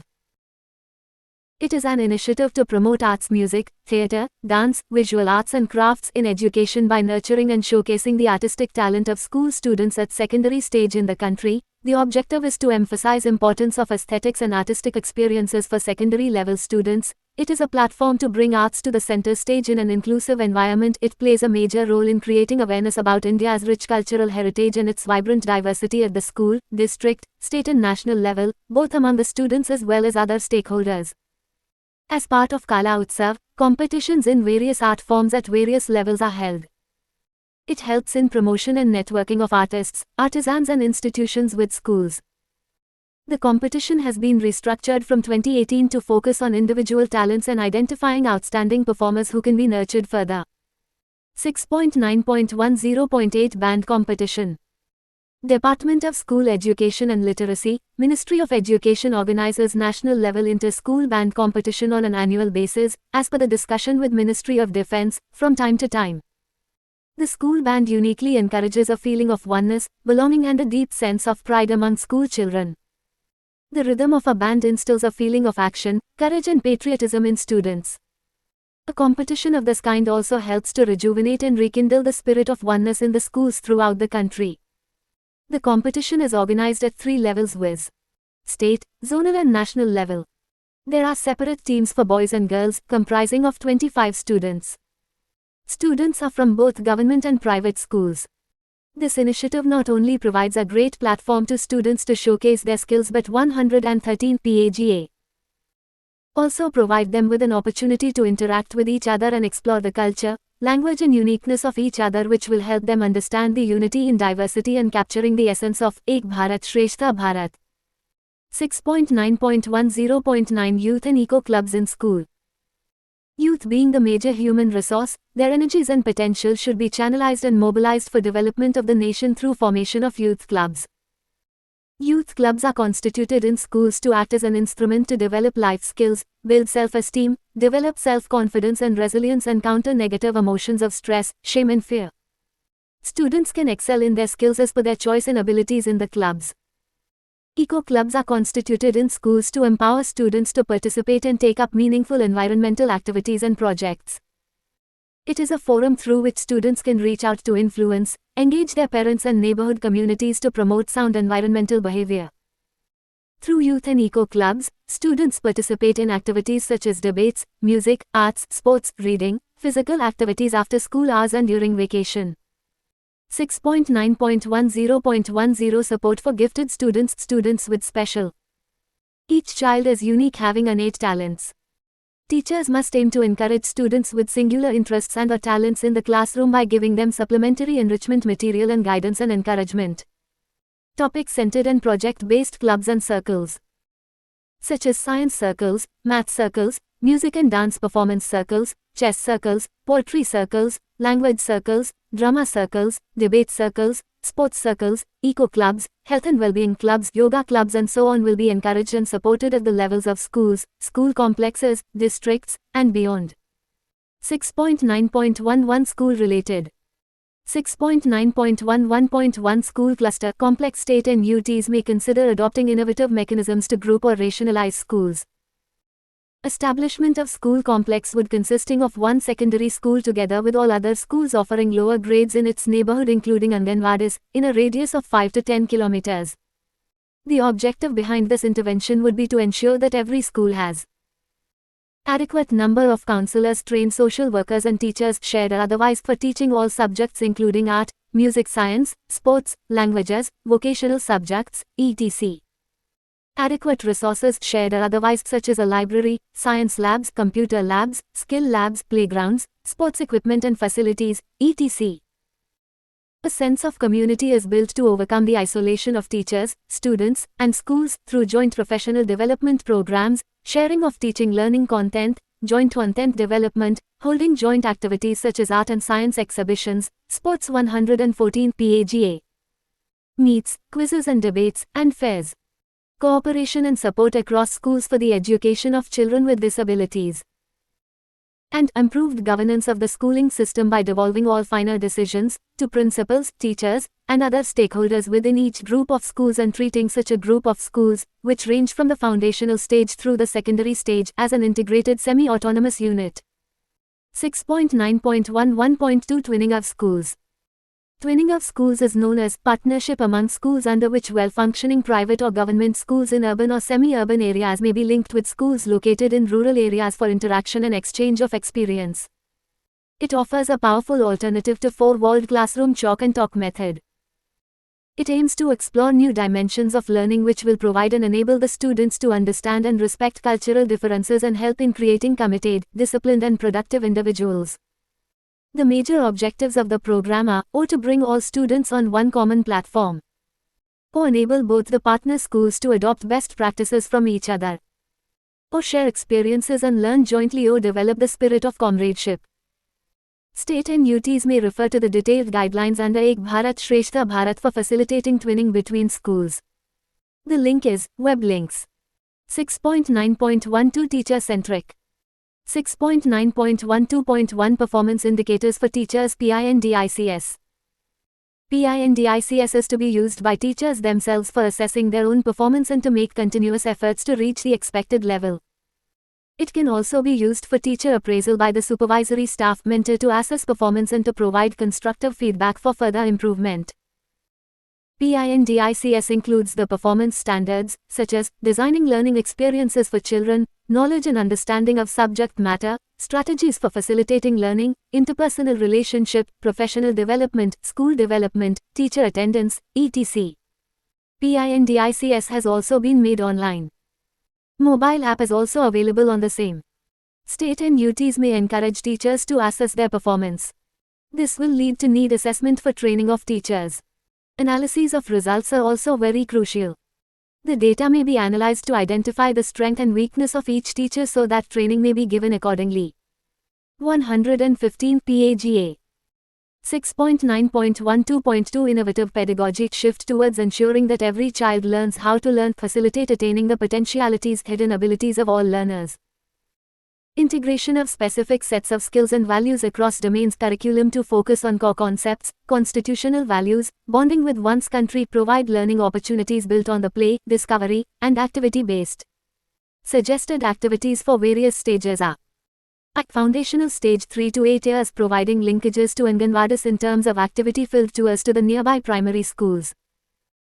Promote activity-based joyful learning, using teaching learning materials, involving the children in various activities which will help to improve the reading and writing skills as well as the fine motor and gross motor skill development of children. Organize excursion trips which will enhance the social and communication skills among children, provide scope for child to explore and learn on his own indoor and outdoor play puzzles, logical thinking, problem solving, drawing, painting, etc. Preparatory stage 8 to 11 years, taking forward interactive pedagogical style of the foundational stage, promote experiential learning incorporating light text materials aspects, bilingual approach including bilingual teaching learning materials across subjects, providing with pedagogical learning play aspects, implementation of 3-language formula, providing opportunities to use language with peers, teachers and others. Middle stage 11 to 14 years, introduction of subject teachers integrated, cross-curricular approach, participation in project activity, not to be assessed, developing vocational sensitivities in students. Every student take a fun course during grades 6 to 8 that gives hands-on experience on important vocational crafts such as carpentry, electric work, metal work, gardening, pottery making, etc. Pedagogy building on fables and stories, imparting knowledge about Constitution of India. Health and social sensitivity, basic health training, including preventive health, mental health, good nutrition, personal and public hygiene, disaster response and first aid, scientific explanations of the detrimental and damaging effects of alcohol, tobacco, and other drugs. Secondary stage 14 to 18 years, 4 years of multidisciplinary study, focus on key concepts, ideas, applications, and problem solving. 116 PAGA. Pedagogical and curricular style, greater depth, greater critical thinking to life skills, aspirations, and greater flexibility and student choice of subjects, arts integrated and sports integrated education, shift towards competency-based learning with assessment tools aligned to make learning enjoyable, inspirational books for students at all levels. Learners will be encouraged to participate in project-based clubs, topic circles, competitions in schools, topics and subject, tribal knowledge and indigenous and traditional learning across all subjects, participation in cultural exchange programs. 6.9.13 State-specific projects, financial support will be provided under state-specific projects also under quality for viable proposals received from the state's UTs. Some indicative areas are enrollment drives, ensuring physical safety and zero tolerance to breach of child rights, tracking out of school children, monitoring health of children, zero dropout panchayats, blocks, districts, etc. Advocacy and awareness campaigns. Curriculum reforms, revision of textbooks to be undertaken by the SCERTs, TLM for experiential learning including innovative pedagogy including hands-on learning, arts integrated and sports integrated education, storytelling based pedagogy, tests etc. will be part of innovation. Bagless days with internship with local craftsmen for exposure to vocational skills. Integration of vocational education programs into mainstream education. Effective governance through school complex clusters, any other innovative mechanism to group and rationalize schools to facilitate the sharing of resources and render school governance more local, effective, and efficient. NEP Para 7.5 and 7.7 create awareness regarding Olympiads, competitions and the path where they lead. Ensuring large number of children participate. The identification of giftedness and designing programs of nurturance for gifted children. Organizing hackathons, Olympiads and competitions in various subjects, exposure of children to the diversity, natural resources, and rich culture of India, specific activities under Ek Bharat Shrestha Bharat EBSB, facilitating twinning between public and private schools in the state UT. 6.9.14 Teacher recruitment, placement, promotion and transfer. 6.9.14.1 Teacher recruitment. Quality of teaching depends on teachers. They are innovators and facilitators of good practices of teaching learning in classroom transaction. Teachers' recruitment, deployment, service conditions and transfer need to align with the vision of quality education. Recruitment of quality teachers is required to ensure the best possible future for our children and our nation. There 117 PAGA is a need to deploy quality teachers in rural, remote and tribal areas to achieve holistic and inclusive quality education in the country. Simultaneously, the state's UTs need to ensure adequate number of subject teachers across subjects from upper primary level onwards in every school to inculcate healthy classroom transaction. The teacher should be well aware of progressive pedagogy and know the nature and experience of children from various social and cultural backgrounds. Moreover, teachers should be committed to equity and social justice, aware of child entitlements and convinced that all children can learn well if provided education of equitable quality. As per the Section 24(1) of RTE Act, a teacher appointed under subsection 1 of Section 23 shall perform the following duties, namely, maintain regularity and punctuality in attending school, conduct and complete the curriculum in accordance with the provisions of subsection 2 of Section 29, complete entire curriculum within the specified time, assess the learning ability of each child and accordingly supplement additional instructions, if any, as required, hold regular meeting with parents and guardians and apprise them about the regularity in attendance, ability to learn, progress made in learning and any other relevant information about the child, and perform such other duties as may be prescribed. Thus, the RTE Act, 2009 recognizes the importance of providing adequate number of teachers and lays down that the prescribed pupil-teacher ratio (PTR) to be maintained for each school. It also recognizes the need for subject-specific teachers, head teachers and part-time instructors for art, health and work education in upper primary schools. In addition, it stipulates that no school shall have a teacher vacancy of more than 10%. The recruitment and other service matters of teachers are under the domain of state, UT governments, and Samagra Shiksha will only provide lump sum aggregate support as per the availability of funds, as per the norms given under programmatic and financial norms at Appendix. However, such support would be based on certain desirable guiding principles and required to be followed by the state UTs. Teachers should be recruited as per the norms prescribed by NCT appropriate authority in the terms and conditions of the respective state and UTs. While recruiting teachers and head teachers, principals, state and UTs should fill the vacancies preferably on an annual basis. Provisions have to be made for subject-specific teacher recruitment for upper primary, secondary and senior secondary classes. Salary structure will be determined by the state UT norms. There will be no separate teachers as sanctioned by the center. Rather, all teachers are ultimately the responsibility of the state UT government. States UTs may frame guidelines for 50% direct recruitment of headmasters and a transparent system of promotion of teachers. All state UTs are expected to have a permanent and professional cadre of subject-wise teachers. Ad hoc or temporary appointments of teachers need to be discouraged. Ad hoc or temporary appointments without following the regular recruitment process almost invariably 118 PAGA result in poorly qualified teachers causing adverse impact on quality of education. To mitigate such concerns, a technology-based comprehensive teacher requirement planning and forecasting exercise needs to be conducted by the states UTs to assess expected subject-wise teacher vacancies and accordingly recruitment of qualified teachers. Recruitment methods and processes largely affect the selection of quality teachers. Apart from NCTE guidelines and teacher eligibility tests, competitive selection examination with due care for consistency and sanctity is one of the major strategies to bring quality teachers. The recruitment can either be entrusted to State Public Service Commission (SPSC) or can be done by Education Department by establishing a central recruitment unit. 6.9.14.2 Teacher deployment, transfers and redeployment. The transfer policy, rules and practices have large impact on teachers' motivation and thereby on their performance. There should be minimum and maximum tenure norms for posting of teachers. This norm is expected to facilitate stability of tenure, especially in schools with difficult access. Deployment and redeployment of teachers is required to ensure that schools at all levels comply with the PTR norms. State and UTs need to have a system for redeployment of surplus teachers to schools where the PTR exceeds the RTE stipulations or prescribed norms. It is suggested that states UTs undertake a rational redeployment of teachers to ensure that the RTE stipulations are adhered to and all classes from class 1 to 12 do have PTR as per norms. Choice of posting can be given to surplus teachers for the identified vacant posts to facilitate the process. They may also evolve a sub-policy for deployment of teachers where teacher transfer is governed by legislation.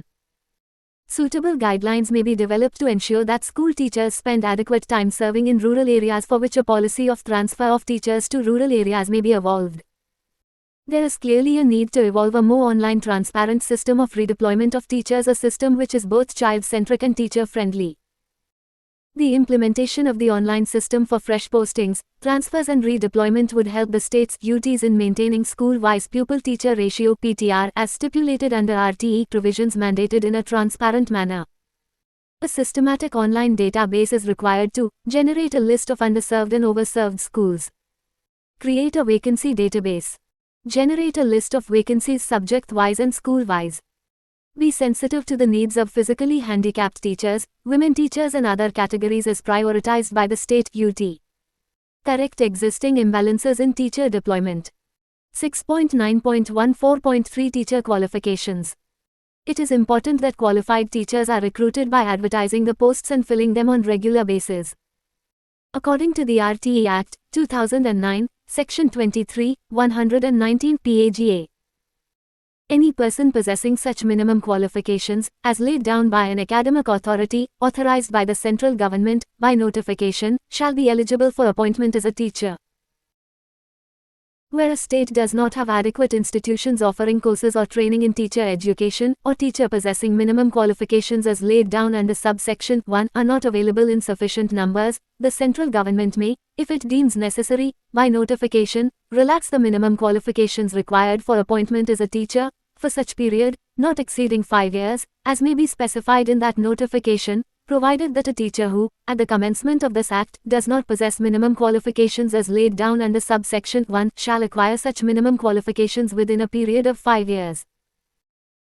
Amendment of Section 23, subsection 2 makes the proviso, provided further that every teacher appointed or in position as on the 31st of March 2015, who does not possess minimum qualifications as laid down under subsection 1, shall acquire such minimum qualifications within a period of 4 years from the date of commencement of the Right of Children to Free and Compulsory Education Amendment Act, 2017. The salary and allowances payable to, and the terms and conditions of service of, teachers shall be such as may be prescribed.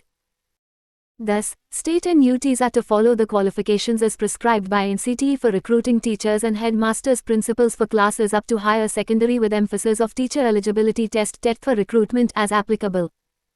6.9.15 Research for enhancing quality education. Research plays an important role in assessing and monitoring the progress in education. A robust ecosystem of research is perhaps more important than ever with the rapid changes occurring in the world today, e.g., in the realm of climate change, population dynamics and management, biotechnology, an expanding digital marketplace, and the rise of machine learning and artificial intelligence. If India is to become a leading knowledge society in the coming years and decades, the nation will require a significant expansion of its research capabilities and output across disciplines. The scheme promotes research and evaluation studies at national, state, district level and even at the block, cluster and school level in the form of action research for providing greater insight into issues and problems faced in implementation of the various components of the scheme at different levels. The findings of research studies would help in more systematic planning of the inputs and strategies for further improvement. Apart from evaluation of the inputs and how the program is being implemented, research should also include evaluation of outcomes and impact of interventions provided for specific purposes under the integrated scheme. States should give priority to developing and implementing research projects concerned with quality-related issues, such as estimating out-of-school children. 120 PAGA. Status and effectiveness of special training centers. Completion rate, dropout rate and transition rate. Assessing states' curriculum in the light of NEP recommendations, students' learning outcomes. Students and teachers' attendance rates, effectiveness of teacher training, efficacy of textbooks and other TLM, quality of academic supervision and guidance provided by BRCs, CRCs, diets. Discriminatory practices in schools, teaching learning in classrooms. Implementation of CCE in schools. Role of SMCs in school management. The priority areas of research at the state level and district level should be decided by the resource groups or research advisory committees at those levels. The states' UTs should share the report of such studies with the ministry. 6.10 Conclusion. Enhancing quality of school education requires systemic reform for translating the vision of quality of NEP 2020 and Samagra Shiksha scheme into the lived experience of all children in the schools. However, making significant improvements to system-wide educational outcomes is a complex task that requires a multifaceted approach. No single element may be sufficient for progress, but most are necessary. The Samagra Shiksha framework envisions a comprehensive approach to transforming the quality and quantity of education in India in alignment with the recommendations of NEP. At the core are policies and guidelines that focus on improving teaching and learning, including curriculum, teaching skills, leadership and assessment. However, at the time of implementation, plans by the state's UTs must take into account the context and possibilities for implementation by referring the guidelines on quality parameters. These may be followed up with appropriate executive instructions and training to all stakeholders of quality at different levels. 121 PAGA. Chapter 7. Financial support for salary of language teachers. 7.1 Major goals. Learning of languages is the key to strength and inclusiveness in a socio-cultural diverse country. Learning of Hindi and Urdu can serve as the tool for enhanced bonding and understanding between the people of different state and UTs and achieving the goal of Ek Bharat Shreshtha Bharat. The NEP 2020 lays emphasis on multilingualism and the power of languages. It states that children pick up languages extremely quickly between the ages of 2 and 8 and that multilingualism has great cognitive benefits to young children, hence children will be exposed to different languages early on starting from foundational stage onwards. All languages will be taught in an enjoyable and interactive style with plenty of interactive conversation. 7.2 Comprehensive description about interventions.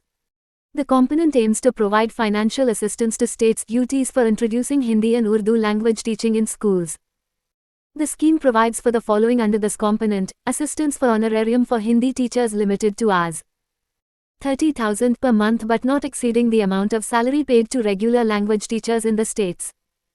This provision is limited only for NER and non-Hindi speaking states covering all classes. Assistance for honorarium for Urdu teachers limited to Rs. 30,000 per month but not exceeding the amount of salary paid to regular language teachers in the state's UTs. This provision is limited only for government and aided schools where 15 or more students per class opt for the language. Provision for Rs. 150 per student for schools having language teachers has been made for ensuring distribution of bilingual teaching learning material and books. State UT governments should ensure that minimum qualifications for appointment of a language teacher shall be as per norms of RTE Act 2009 and qualifications prescribed by NCTE. Provision for in-service training for continuous professional development of teachers will be made as per norms of in-service teacher training under Samagra Siksha. 7.3 Key performance indicators. Number of students taking up Hindi and Urdu learning under the scheme. Number of Hindi-Urdu teachers appointed. Percentage of students passed in Hindi-Urdu in the schools covered. Percentage of language teachers in state UT who received at least 50 hours training. Percentage of language teachers with 90 to 100% attendance, 80 to 90% attendance and so on. Percentage of TET qualified teachers 122 PAGA. 7.4 Monitoring mechanism. The state government shall undertake a monitoring exercise every quarter collecting data on schools covered, with UDISE code, teachers appointed and enrolled students in a structured format and submit a quarterly progress report. Monitoring through an appropriate format on PRABANDH portal. Successful experiences shall also be uploaded on the Shagun portal so that all the stakeholders can make use of the best practices or innovations being carried out by various states and schools. 7.5 Expected outcomes. Development of class-appropriate reading and writing skills in Hindi and Urdu languages.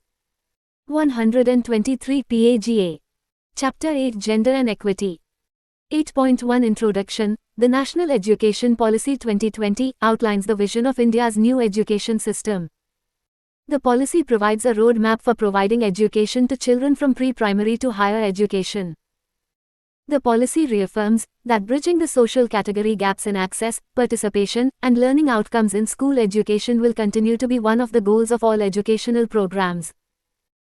NEP aims to ensure equity and inclusion in and through education by addressing all forms of exclusion and marginalization, disparity, vulnerability, and inequality in access, participation, retention, completion, and attaining learning outcomes. Even though various centrally sponsored schemes have contributed significantly to addressing the gender and equity issues at different levels of school education, large disparities still remain, especially at the secondary level, particularly for socio-economically disadvantaged groups (SEDGs). Socio-economically disadvantaged groups (SEDGs) can be broadly categorized based on gender identities, particularly female and transgender individuals, socio-cultural identities, such as scheduled castes, scheduled tribes, OBCs, and minorities, geographical identities, such as students from villages, small towns, and aspirational districts, disabilities including learning disabilities, and socioeconomic conditions such as migrant communities, low-income households, children in vulnerable situations, or children of victims of trafficking, orphans including child beggars in urban areas, and the urban poor. 8.2 Context Bridging gender and social category gaps at all levels is one of the major objectives of the Samagra Shiksha for facilitating the goal of education for all. It aims to deliver inclusive, equitable, and affordable school education. The focus is on recognizing, strengthening, and identifying the unique capabilities of every student irrespective of their socioeconomic background and location. Samagra Shiksha will focus on the special education zones (SEZs), which will be identified as the areas having a large population of SEDGs as recommended by NEP 2020. Consequently, Samagra Shiksha attempts to reach out to girls and transgender children along with other children belonging to socio-economically disadvantaged groups. The scheme also gives attention to urban deprived children, children affected by periodic migration, and children living in remote and scattered habitations. 8.3 Goals of the scheme for making a gender-equitable and inclusive school education system. Ensure equitable access to quality education for all. Strengthen and expand Kasturba Gandhi Balika Vidyalaya KGBVs up to grade 12 to increase the participation of girls belonging to SEDGs in education. Promote participatory and gender-inclusive pedagogical approaches in the teaching and learning processes for concept clarification and a better understanding of subjects at different stages. 124 PAGA. Ensure safety and security of girls and transgender children. Ensure equitable learning outcomes for all SEDGs and equitable and inclusive learning environment for all disadvantaged and marginalized groups. Retention of SEDGs in education system. 8.4 Major interventions for gender and equity. ART entitlements. Opening of schools in the neighborhood defined by the state. Provision of free textbooks to girls up to Class 8, uniforms to all girls up to Class 8 under Section 12(1)(c). Private unaided schools have the responsibility to provide free education to children including girls from disadvantaged and weaker sections and admit at least 1/4 of the total strength of Class B. Infrastructure. Barrier-free infrastructure. Provision of gender-segregated toilets in all schools, including those for CWSN with regular water supply. Construction of residential quarters for teachers in remote, hilly areas in areas with difficult terrain. Installation of sanitary pad vending machine and incinerators in girls' hostel. C. All-round development. Holistic development means the development of intellectual, physical and emotional aptitude, and social ability, life skill, communication skills in a child so that he or she is capable of facing the demands and challenges of everyday life. Some of the suggested activities may include self-defense training and strengthening of the mental and emotional capabilities of girls from classes V to 12. Increase awareness and participation in sports, to bring about behavioral changes in girls right from the school days and enable them to move towards a more physically active lifestyle. Sports should be incorporated as a compulsory intervention. Supplementary activities like sports day, quiz, debates, information about sports personalities etc. may also be included.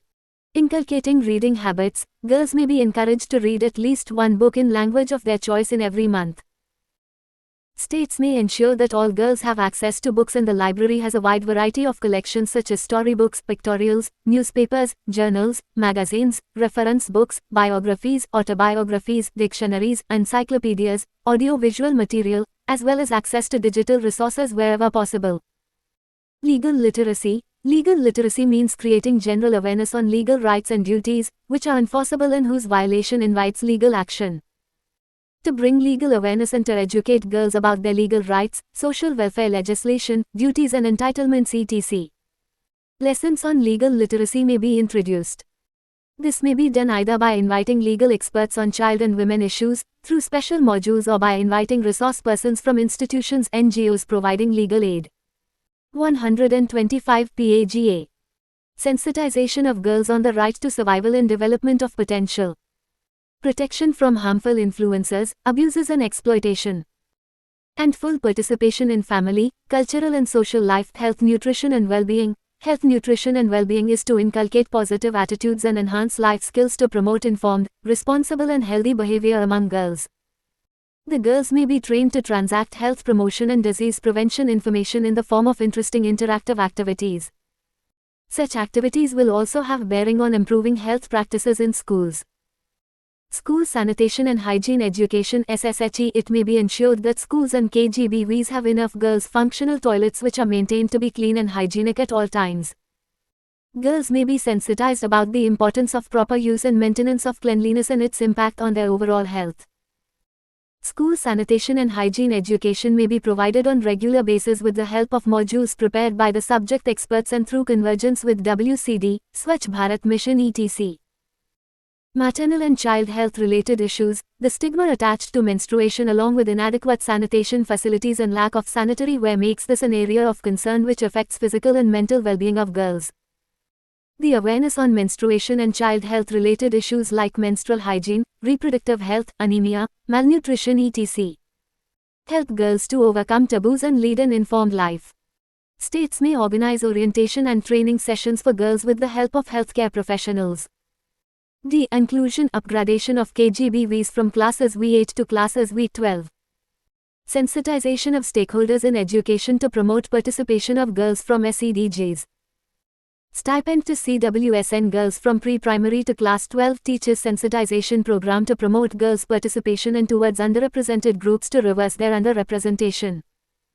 Transport facilities escort facility up to secondary level for children in remote habitations with sparse population where opening of schools is not viable and where gross access ratio is low.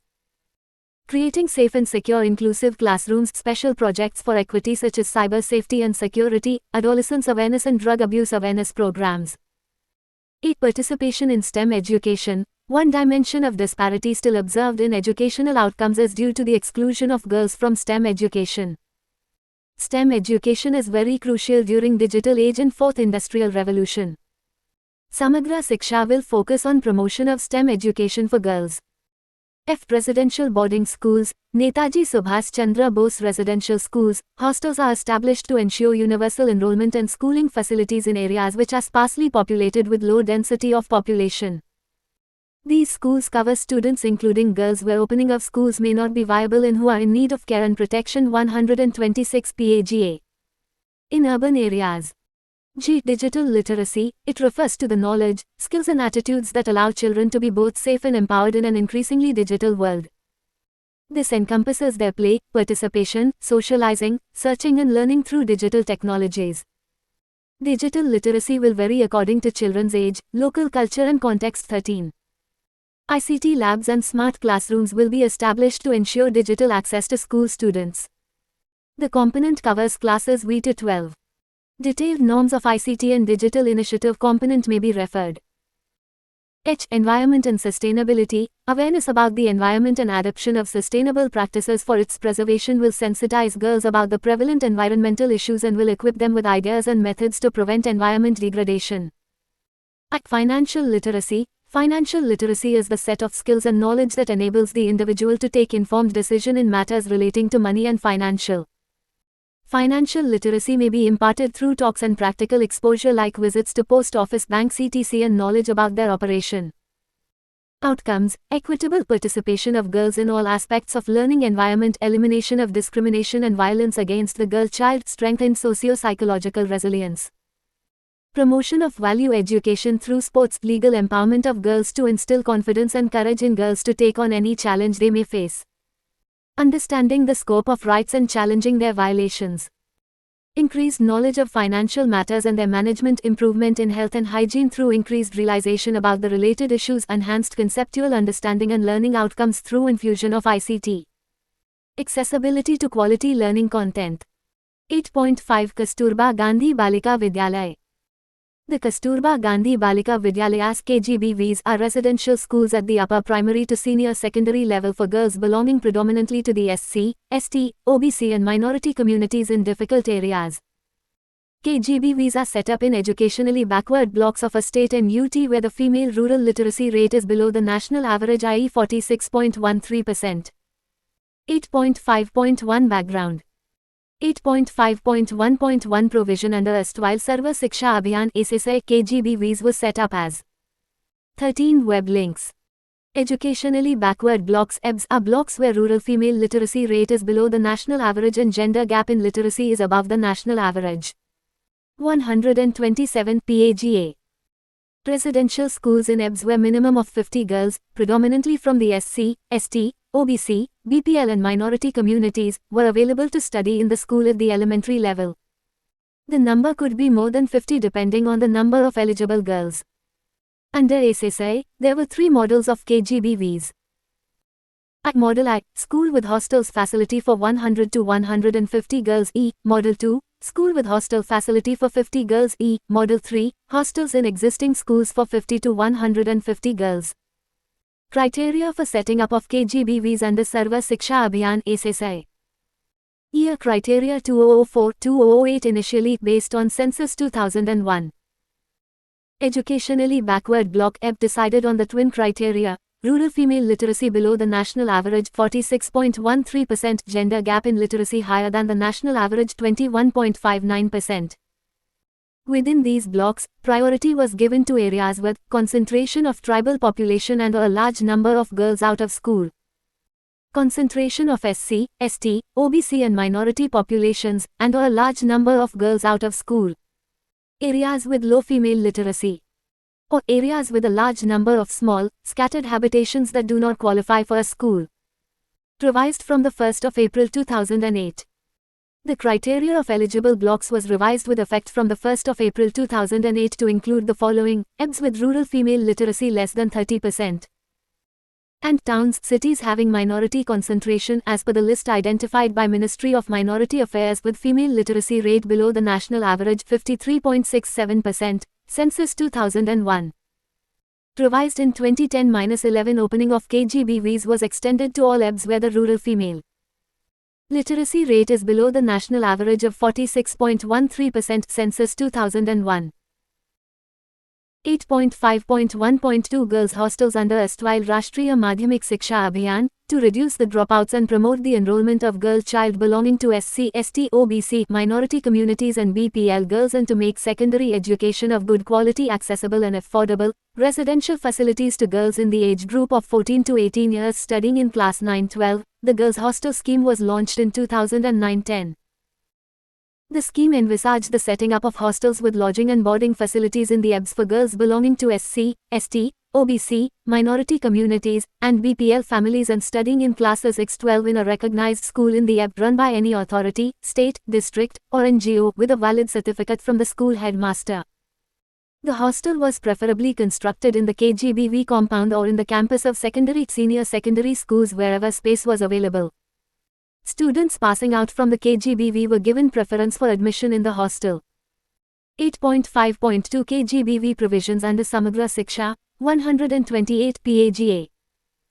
The existing KGBVs at the upper primary level and girls' hostels at the secondary level would be extended converged to provide residential and schooling facilities up to class 12.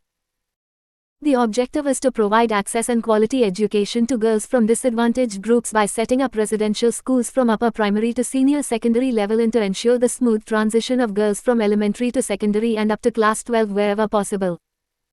The scheme will support the following interventions: to upgrade schools to secondary, higher secondary in KGBVs as per norms for new schools wherever the secondary schools are not located within WS3 KILOMILLISECOND distance. To provide a hostel for secondary, higher secondary girls in the KGBVs as per the types being followed in each state, wherever the girls' hostels are not located within the KGBV campus. This would also provide the facility to have at least one residential school for girls from classes V12 in every educationally backward block which does not have residential schools under any other scheme of the Ministry of Social Justice and Empowerment, Ministry of Tribal Affairs, or the state government. This shall be ensured by the district-level authority of the state at the time of actual district-level planning for extending such initiatives by coordinating with the other departments' ministries. 8.5.2.1 Target Group, girls in the age group of 10 to 18 years aspiring to study in classes V to 12. Belonging to SC, ST, OBC, minority communities, and BPL families. The emphasis will be on the girls age 10 plus who are out of school and were unable to complete primary schools. However, in difficult areas, migratory populations, scattered habitations that do not qualify for primary upper primary schools, younger girls can also be targeted. At the upper primary level, emphasis will be on girls, especially adolescent girls who are unable to go to regular schools. In view of the targeted nature of the scheme, 75% of girls from SC, ST, OBC, and minority communities would be accorded priority for enrollment in such residential schools, and thereafter up to 25% girls from families below the poverty line. Girls studying in classes X12 in a recognized school in the EB with a valid certificate from the school headmaster will be eligible to stay in Type 4 KGBVs. 8.5.2.2 Types of KGBVs. 4 types of KGBVs have been identified under Samagra Shiksha, for which funding will be provided under the scheme as per the prescribed programmatic and financial norms. Type 1 KGBVs for classes V to 8, Type 2 KGBVs for classes V to X, Type 3 KGBVs for classes V to 12, Type 4 girls hostels for classes IX to 12.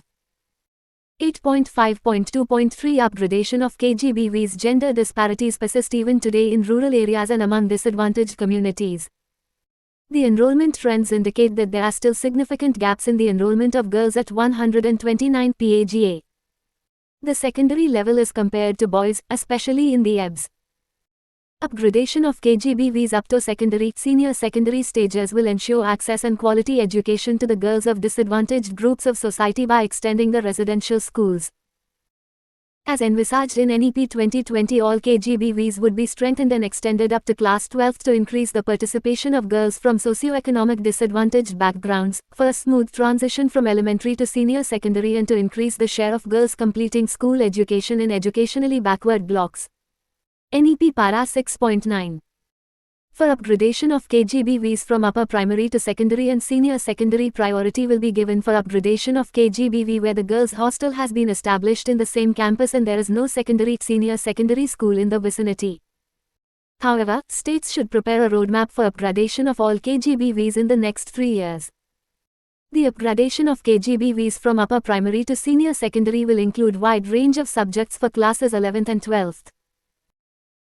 8.5.2.4 State and UTs need to follow the minimum requirements, for which item-wise details of KGBVs are given below. Construction of building as per norms given in chapter on infrastructure, provision of boundary wall or closed access, adequate number of classrooms with furniture, library, laboratory, science, ICT, maths, social science, language, etc., computer room, headmaster room, art and craft room, recreation room, etc. Drinking water and sanitation. Electric installation, furniture equipment including kitchen equipment, incinerators and sanitary pad vending machines in all KGBVs, teaching learning material and equipment including library books. Bedding, replacement of bedding after 3 years, replacement of kitchen equipment as per requirement. Food and lodging, stipend for girl students, supplementary TLM, stationery and other educational material, examination fee, salaries, for existing Type 1 KGBVs, 1 warden, 4 to 5 full-time teachers as per RTE norms, 1 head teacher in case the enrollment exceeds 100, 2 Urdu teachers only for blocks with Muslim population above 20% and select urban areas if required, 3 part-time teachers, accountant assistant, peon, cooks. For teachers of secondary and higher secondary classes, state norms for such classes may be followed. The norms of recruitment and service matters of teaching and non-teaching staff shall be decided by the respective states' UTs. Vocational training, specific skill training, electricity, water charges, medical care, contingencies, maintenance 130 PAGA. Preparatory camps, self-defense training, PTAs, school functions, provision of rent, capacity building, miscellaneous. 8.5.2.5 Safety and security of girls, Para 6.9 of NEP 2020 states that free boarding facilities will be built with suitable arrangements for the safety of all children, especially girls. For safety of girls studying residing in KGBVs, state and UTs need to prepare and implement strict safety guidelines. Safety and security audits to be conducted on regular basis and set up grievance redressal mechanism including constitution of internal complaint committee. The action taken report and corrective measures need to be shared with competent authorities. Strategy for safety and security of girls.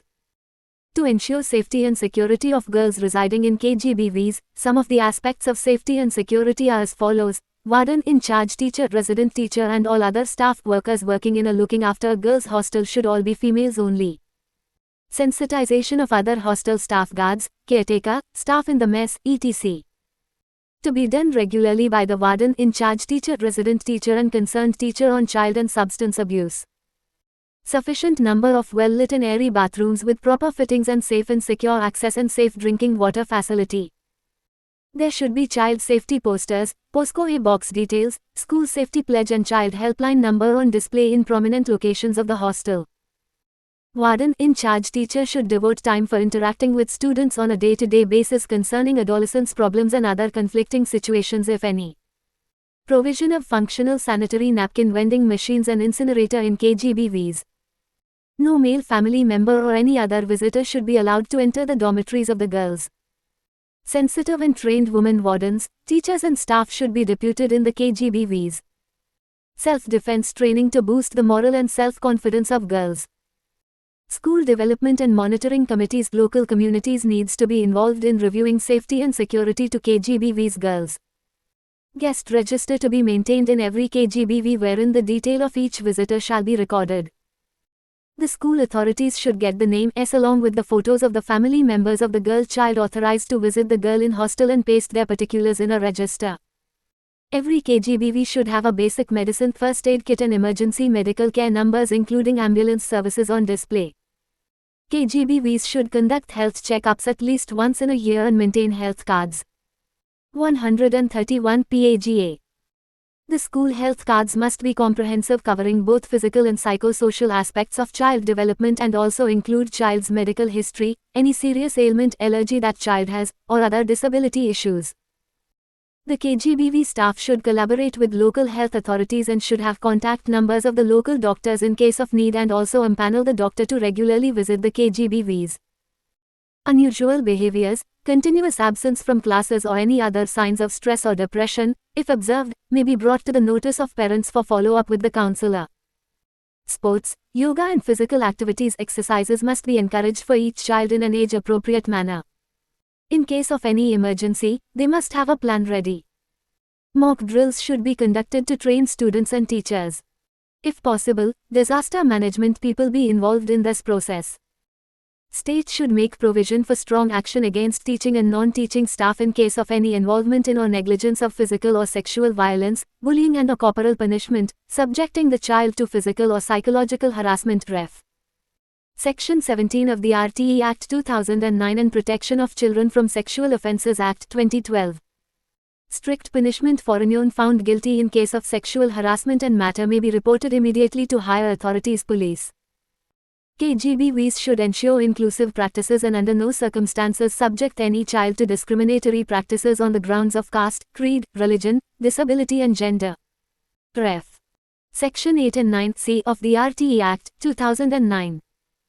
KGBVs should be sensitive towards the confidentiality of all personal issues shared by students.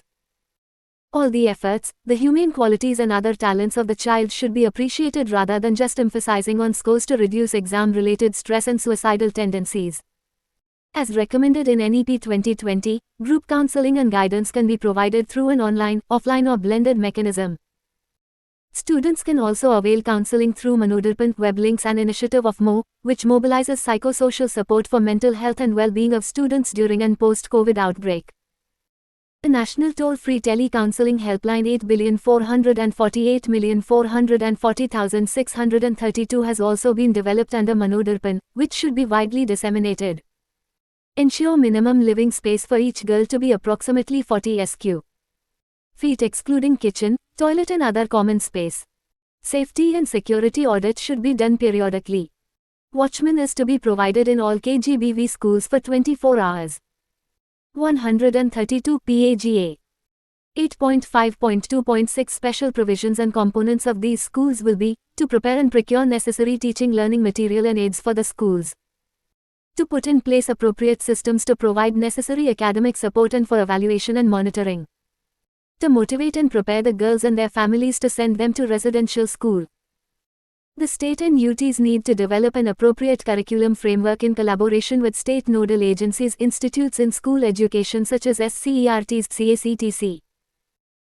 To strengthen the scheme, which would include empowerment issues, adolescent and growing up concerns, self-defense, teaching learning material, teacher training programs, and monitoring and assessment mechanisms keeping in mind the contexts and age of the learners and the residential nature of the scheme, which could be taken up with the involvement of experienced organizations, especially with strong gender orientation. 8.5.2.7 Hackathon in KGBVs. Hackathons are events where students or a group of people share innovative ideas on given theme, problem or situation and try to find out a planned solution in a given period of time.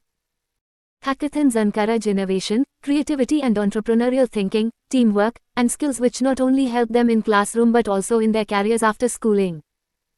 Students in KGBVs may be encouraged to participate in hackathons organized at national, state, district levels as part of regular periodic academic activity involving both students and teachers. In this regard, it is important to ensure that girls of KGBVs are provided training and orientation as per the students' age, contents, environment and their abilities. Outcomes, motivation and creativity. Guidelines on school safety and security. Department of School Education and Literacy has developed guidelines for fixing the accountability of the school management in the matter of safety and security of children studying in government, government-aided and private schools, in pursuance of the order of Honorable Supreme Court in Writ Petition Criminal No. 136 of 2017 and Writ Petition Civil No. 874 of 2017. And in line with the provisions contained in the National Education Policy, 2020. 2. These guidelines have been prepared by an expert committee and through extensive consultation with all stakeholders. The state UT government, exercising its power US 35(2) of the RTE Act, 2009, CRPC, 1973 and as per its mandate under Rule 93 of the Juvenile Justice Model Rules, 2016, shall notify these guidelines. The guidelines are advisory in nature and states UTs may incorporate additions modifications to these guidelines, if deemed necessary, according to the state UT specific requirements. Accessible, web links 133 PAGA. Teamwork, innovation and entrepreneurial thinking, skill development. 8.5.2.8 Initiatives for STEM education, NEP 2020 and Samagra Siksha provide for an equitable and inclusive learning environment for empowerment of girls and women. Modern age is driven largely by science, technology and innovation. Empowerment of girls and women is also linked with the study of science, technology, engineering and mathematics (STEM). Despite registering some progress, girls' participation in this area is far less than equal. In KGBVs, there is a need to focus on the study of STEM subjects, which have the potential to unlock new opportunities for girls. KGBVs may introduce STEM subjects and motivate girls to come forward to take up these subjects. The science subjects may be offered to students with focus on experiential learning. Girls may be oriented on various science and technology-based professions which they may take up after completing school education. A day may be designated each month on which talks competitions may be held on scientific awareness and latest advancements. Online education programs in STEM for students of KGBVs may be initiated by involving eminent institutes of higher education (NCERT). Structured class-wise modules may be developed and a calendar of sessions may be prepared for the purpose. 2. A program may be planned for visiting the eminent laboratories, scientific research institutes, if these are situated nearby. Outcomes: number of girls joining STEM and successfully passing. Opening of new avenues for employment. Capacity building of KGBVs for pursuing STEM subjects. Subjects. Capacity building of KGBVs for pursuing STEM subjects. 8.5.2.9 Training in First Aid. First aid plays an important role in day-to-day well-being of a person as well as in critical life-saving situations. Girls in KGBVs may be imparted training in first aid. This will equip them to handle emergency situations in school premises. States may refer to the First Aid for Students and Teachers FAST modules, an app developed by National Disaster Management Authority (NDMA) in collaboration with Indian Red Cross Society, or any other modules developed by organizations for the purpose. Certification for the same may be provided to the girls. Basic first aid kit should be available in KGBVs. Doctors working in primary health centers, ASHA workers, ANMs and resource persons in this field may also be invited to conduct the first aid training in KGBVs. In these trainings, health workers, medical experts will explain about treatments and medicines required in emergency situations. State UTs are expected to organize orientation program and first aid trainings in every session. 134 PAGA.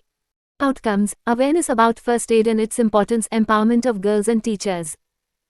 8.5.2.10 Awareness on environment and sustainability.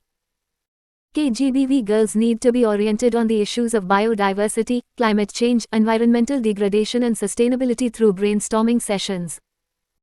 Discussions debates may include carbon emissions, climate change, deforestation, disaster management, resilience, droughts, floods, pollution, use of plastic, water scarcity, sustainable use of resources etc. Students may be encouraged to suggest ways and ideas to address the challenges of environmental degradation. Competitions among KGBVs may be encouraged for promotion of green good deeds. Key performance indicators KPIs efforts towards creating awareness on environment and sustainability assessment of girls' understanding about the issue. Outcomes: increased awareness and sensitivity plantation in the KGBV campus, garbage management, sustainable use of resources change in attitude promote the 3 rupees, reduce, reuse and recycle for effective use of resources.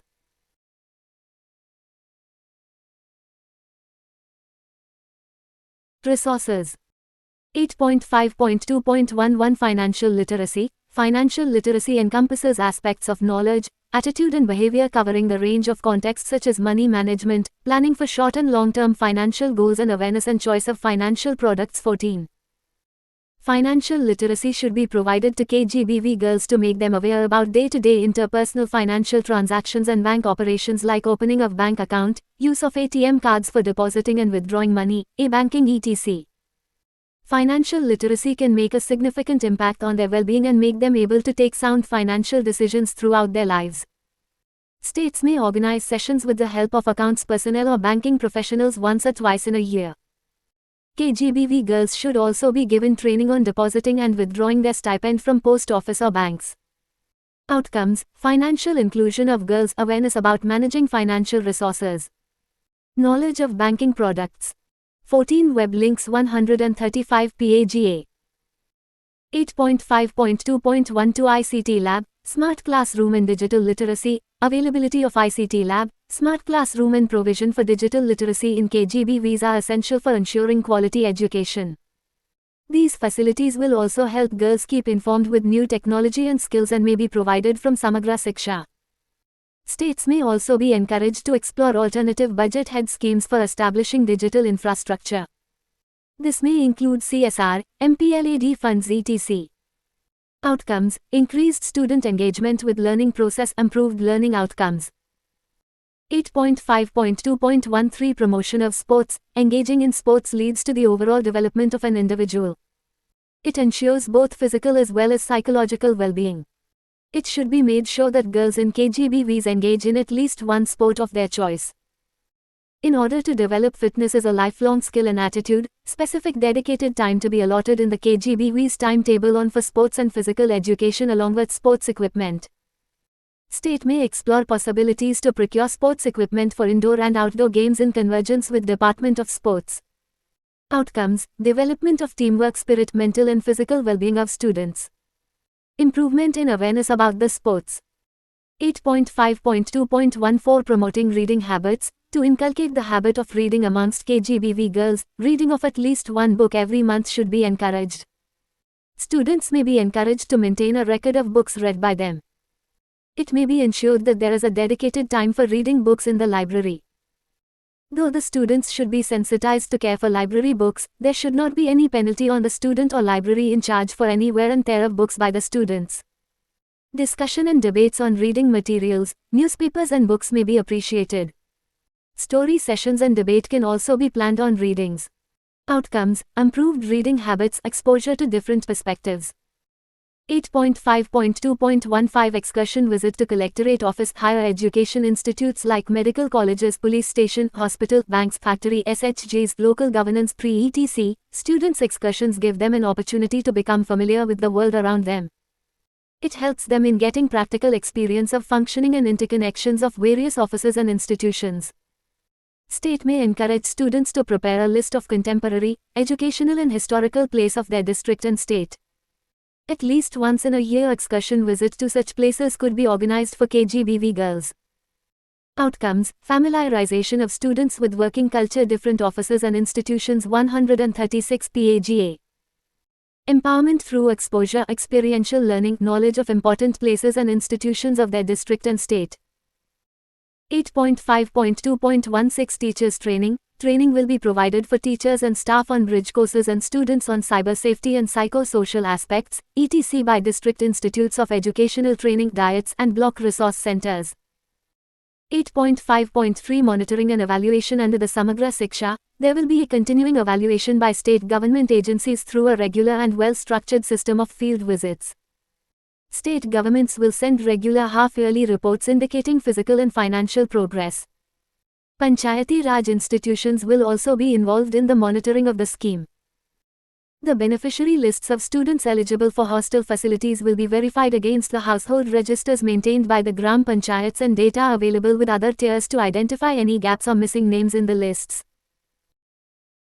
Monitoring of the KPIs. Monthly update on PRABANDH portal. By monthly online-offline review with DPOs. District level committee will be formed comprising officials from Education Department, Health Department, SCPCR, WCD, Social Justice, Tribal Welfare, etc. to monitor the program. Feedback from students, teachers, and parents and SMCs, MTA etc. Periodic social and safety audits. Visits of BRCs, CRCs, districts, states and national level officials at regular interval for monitoring the progress of the interventions. 8.5.4 Outcome. Increase in enrollment of girls belonging to disadvantaged groups. Improvement of transition rate and retention rate of girls in KGBVs. Improvement in learning outcomes of girls. Overall holistic personality development of girls. Orientation of girls towards ICT and technology, vocational, cyber safety, career guidance, etc. Methodology. The selection of the type of the school would be done by state level committee after consideration of number of girls and the type of residential school to be provided. The proposal shall be forwarded to the national level as part of their annual work plan and budget AWP and B proposal, who shall appraise them with the help of external agencies, consultants, where necessary. Finally, the Project Approval Board of the Samagra Siksha will approve these plans. 137 PAGA. Strengthening of the mental and emotional aspect of girls through self-defense techniques. The interventions under KGBVs would help in addressing issues of dropout of girls and improve transition rate and retention rate. This is covered under PGI 1.2.3-1.2.8, 1.4.9a, and 1.4.10. 8.5.5 Funding pattern or release of funds for KGBVs. The state and UTs shall ensure convergence of KGBV with line departments and also ensure that funds allocated are appropriately utilized and there is no duplication of activities. State and UTs should ensure that funds are made available to the KGBVs in a timely manner from the state nodal agency SNA/SIS. 8.5.6 Publicity of the program. State governments will ensure wide publicity to the scheme with the publication of guidelines of the scheme in leading regional newspapers and Doordarshan at least once a year. Achievements of KGBVs will also be published in leading regional newspapers at least once a year. One of the walls of the KGBVs will be painted with the exact details of major provisions, entitlements of beneficiaries, grants received and assets acquired by the KGBV and monitoring mechanism etc. for the information of different stakeholders. Guidelines regarding the selection of KGBVs, locations selected and details of the scheme will be put on the website of the Ministry of Education and respective state governments. State governments will develop publicity material for the scheme in the form of a brochure. This will be provided to the Panchayati Raj institutions for dissemination. Inspiring stories of girls from KGBVs. Anita Sapera. KGBV Bhagwanpura, District Bhilwara, Rajasthan. Anita Sapera comes from the Kalbalia community where no girl had ever studied after primary school. She became the pride of her community soon after she joined KGBV. She is a district-level judo champion and has inspired many such girls to continue their education from KGBVs. Uzma Jan. KGBV Banimulla, District Kulgam, Jammu and Kashmir. Uzma Jan comes from an economically backward family from a very remote village in the foothills of the Pirpanjal Mountains. It was not easy for her to continue her education, but KGBV at village Banimulla in District Kulgam of J&K proved to be a handholder and savior for her. She is a hardworking student. She secured a high 9.8 GPA in class 10th in 2019. She aspires to become a doctor. She has become a torchbearer for the girls of the area and is now an inspiration for other girls in the area belonging to disadvantaged sections of society. 138 PAGA. 8.6 Vocational Education for Girls. The scheme focuses on vocationalization of secondary education. Vocational education is provided to the children currently enrolled in GOVT and GOVT aided schools. To emphasize vocational education of girls in schools, the scheme provides for choice of courses from Bhanita Kalita, KGBV Chamaria, Kamrup District, Assam. Bhanita, a dropout girl, was admitted in Class 6 in KGBV Chamaria of Kamrup District in the year 2009. She later completed her B.Sc. examination majoring in zoology from Jawahar Nehru College, Boko, Kamrup in the year 2019. She secured 74.9% marks in her B.Sc. major exam. At present, she is undergoing B.Ed. and aspires to become a teacher. Ati Mahal KGBV Urban, Hapur District, Uttar Pradesh. Ati Mahal was identified as a dropout girl during the door-to-door visit campaign in 2009. She was a bright student but belonged to a very poor family. After passing out from KGBV, she continued her education. She is currently posted in the Railway Protection Force RPF at Lucknow Railway Station. Sojanya Patalapalli, KGBV, Rajam M. Srikakulam District, Andhra Pradesh. Sojanya Patalapalli was from a poor background. She was identified in Badi Bata program and joined KGBV Rajam, Srikakulam District in 2008 in Class 6. She was the first literate in her family. As a child of illiterate and poor parents, she faced many challenges to achieve her goal. She was a good basketball player and singer during her school study. She completed her SSC in KGBV 2012-2013, intermediate in NRI College in Vishakhapatnam on a merit basis 3 seat and passed with a good percentage of marks. After that, she got a good rank in EAMCET and joined KITE in Kakinada, East Godavari district. After the completion of B. Tech, she was selected as Associate of Software Engineer in Wipro, Hyderabad. She received a token of appreciation from Wipro within a short period for her excellency in work. She is an inspiration to the girls in KGBV Rajam, Srikakulam district. Banabasi Paudha KGBV Sarapali of Sambalpur district, Orissa. Banabasi hails from a poor family. Her father is a vegetable seller who could not afford her education. She was thus admitted to KGBV Sarapali of Sambalpur district of Orissa. She passed HSC exam with a score of 71.9%. Despite several problems, she took admission to Badgaon Junior College and passed CHSE examination with first class. She then joined DIET Sambalpur and passed her CT exam by securing 75% marks. She is now serving as a GOVT assistant teacher at Jabeda Project Upper Primary School, Badgaon. Her journey with KGBV is certainly inspirational. Sukhmila Marak KGBV Jenjal, West Garo Hills District, Meghalaya. Sukhmila Marak studied in KGBV Jenjal during the year 2007 to 2009. She comes from a BPL family after passing her higher secondary exam. She went for 2 years training under police department.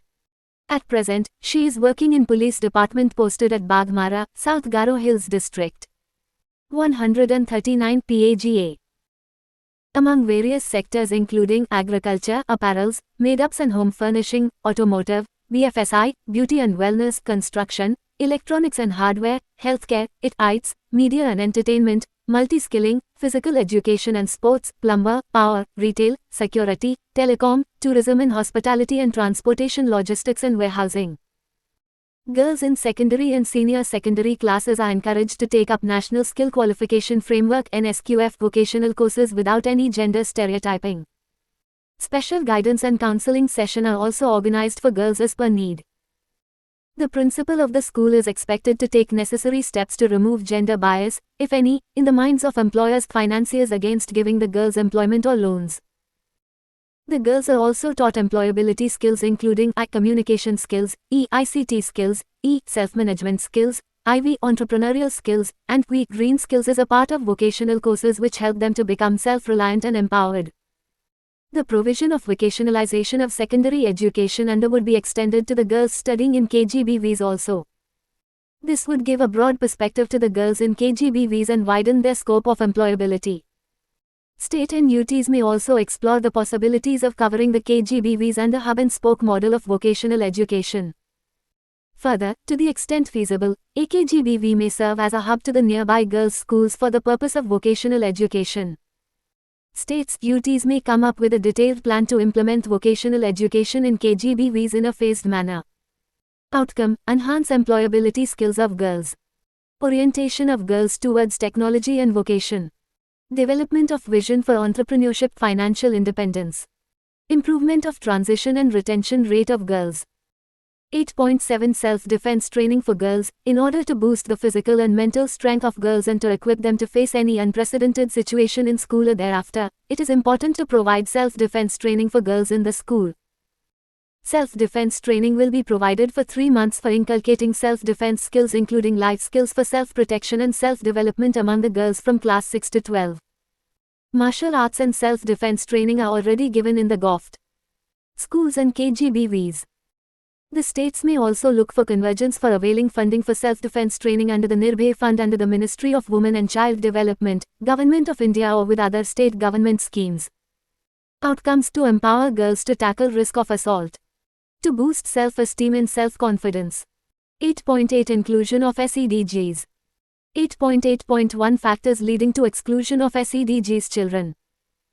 Special emphasis will be given on socially and economically disadvantaged groups SEDGs, which include gender, socio-cultural and geographical identities and disabilities. 140 PAGA.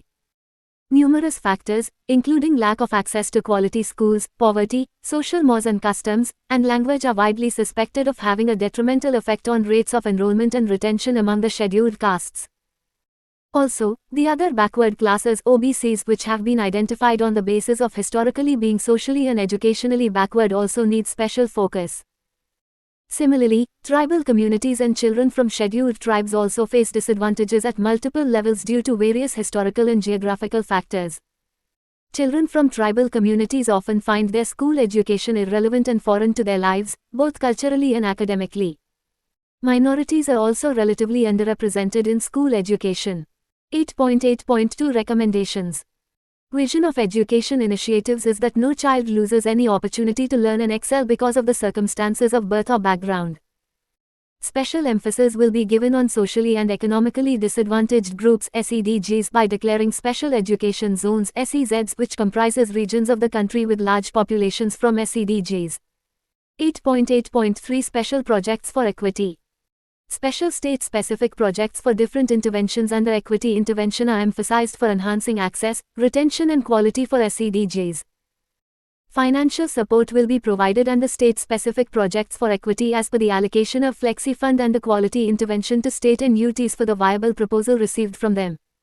A suggestive list of such projects may include special enrollment and retention drives, career guidance program and counseling, sanitary pad vending and incinerator machine, menstrual health and hygiene and management awareness programs for enhancing girls' education and empowerment, life skills, adolescent issues, menstrual health and hygiene and other initiatives pertaining to equity etc. Holistic development forums for children. Expected outcome: improvement in key educational indicators at secondary and higher secondary level. Orientation towards various options available for pursuing higher education. Awareness about future career prospects. Overall reduction in social and gender discrimination. Increase in enrollment of children belongs to SEDGs. Improvement of transition rate and retention rate of children belong to SEDGs. Improvement in learning outcomes of children belongs to SEDGs. Elimination of socio-cultural discrimination. 141 PAGA. 8.9 Interventions for transgender. Transgender persons generally face discrimination, disregard, and harassment from society and at times even from their families. They are often denied acceptance and access to basic rights. They face conflicting pressures to conform to gender-normative behavior and the expectations of the society, which they are unable to do so. Awareness on the subject can be instrumental in facilitating their inclusion in the society as a whole, an objective that can be achieved by ensuring their access to and continuity of education. All-out efforts should be made to bring transgender children into the fold of education, and it may be ensured that all provisions for SEDGs are made available to them. There should be no denial, discontinuation or unfair treatment to transgender children in educational establishments. The schools should create safe, supportive school environment which does not violate their constitutional rights. In this context, the schools should develop a plan for use of their names, access to restrooms and other spaces corresponding to their gender identity after discussion with transgender students and their parents. The curriculum in textbooks must address the transgender issues and concerns, as well as the teachers need to be sensitized about their issues through continuous teacher training programs. Outcomes: increase in enrollment of transgender students, improvement of transition rate and retention rate, improvement in learning outcomes of transgender, strengthening of the mental and emotional capabilities of transgender, increased social acceptance. 8.10 Conclusion. In order to achieve the objective of equitable and inclusive school education, the vision envisaged in NEP 2020 and the framework of Samagra Shiksha will form the basis to carry forward the important task of bridging the remaining gender and social category gap in school education. There is a need to ensure effective implementation of the interventions and provisions covered under gender and equity component. 142 PAGA. Chapter 9 Inclusive Education.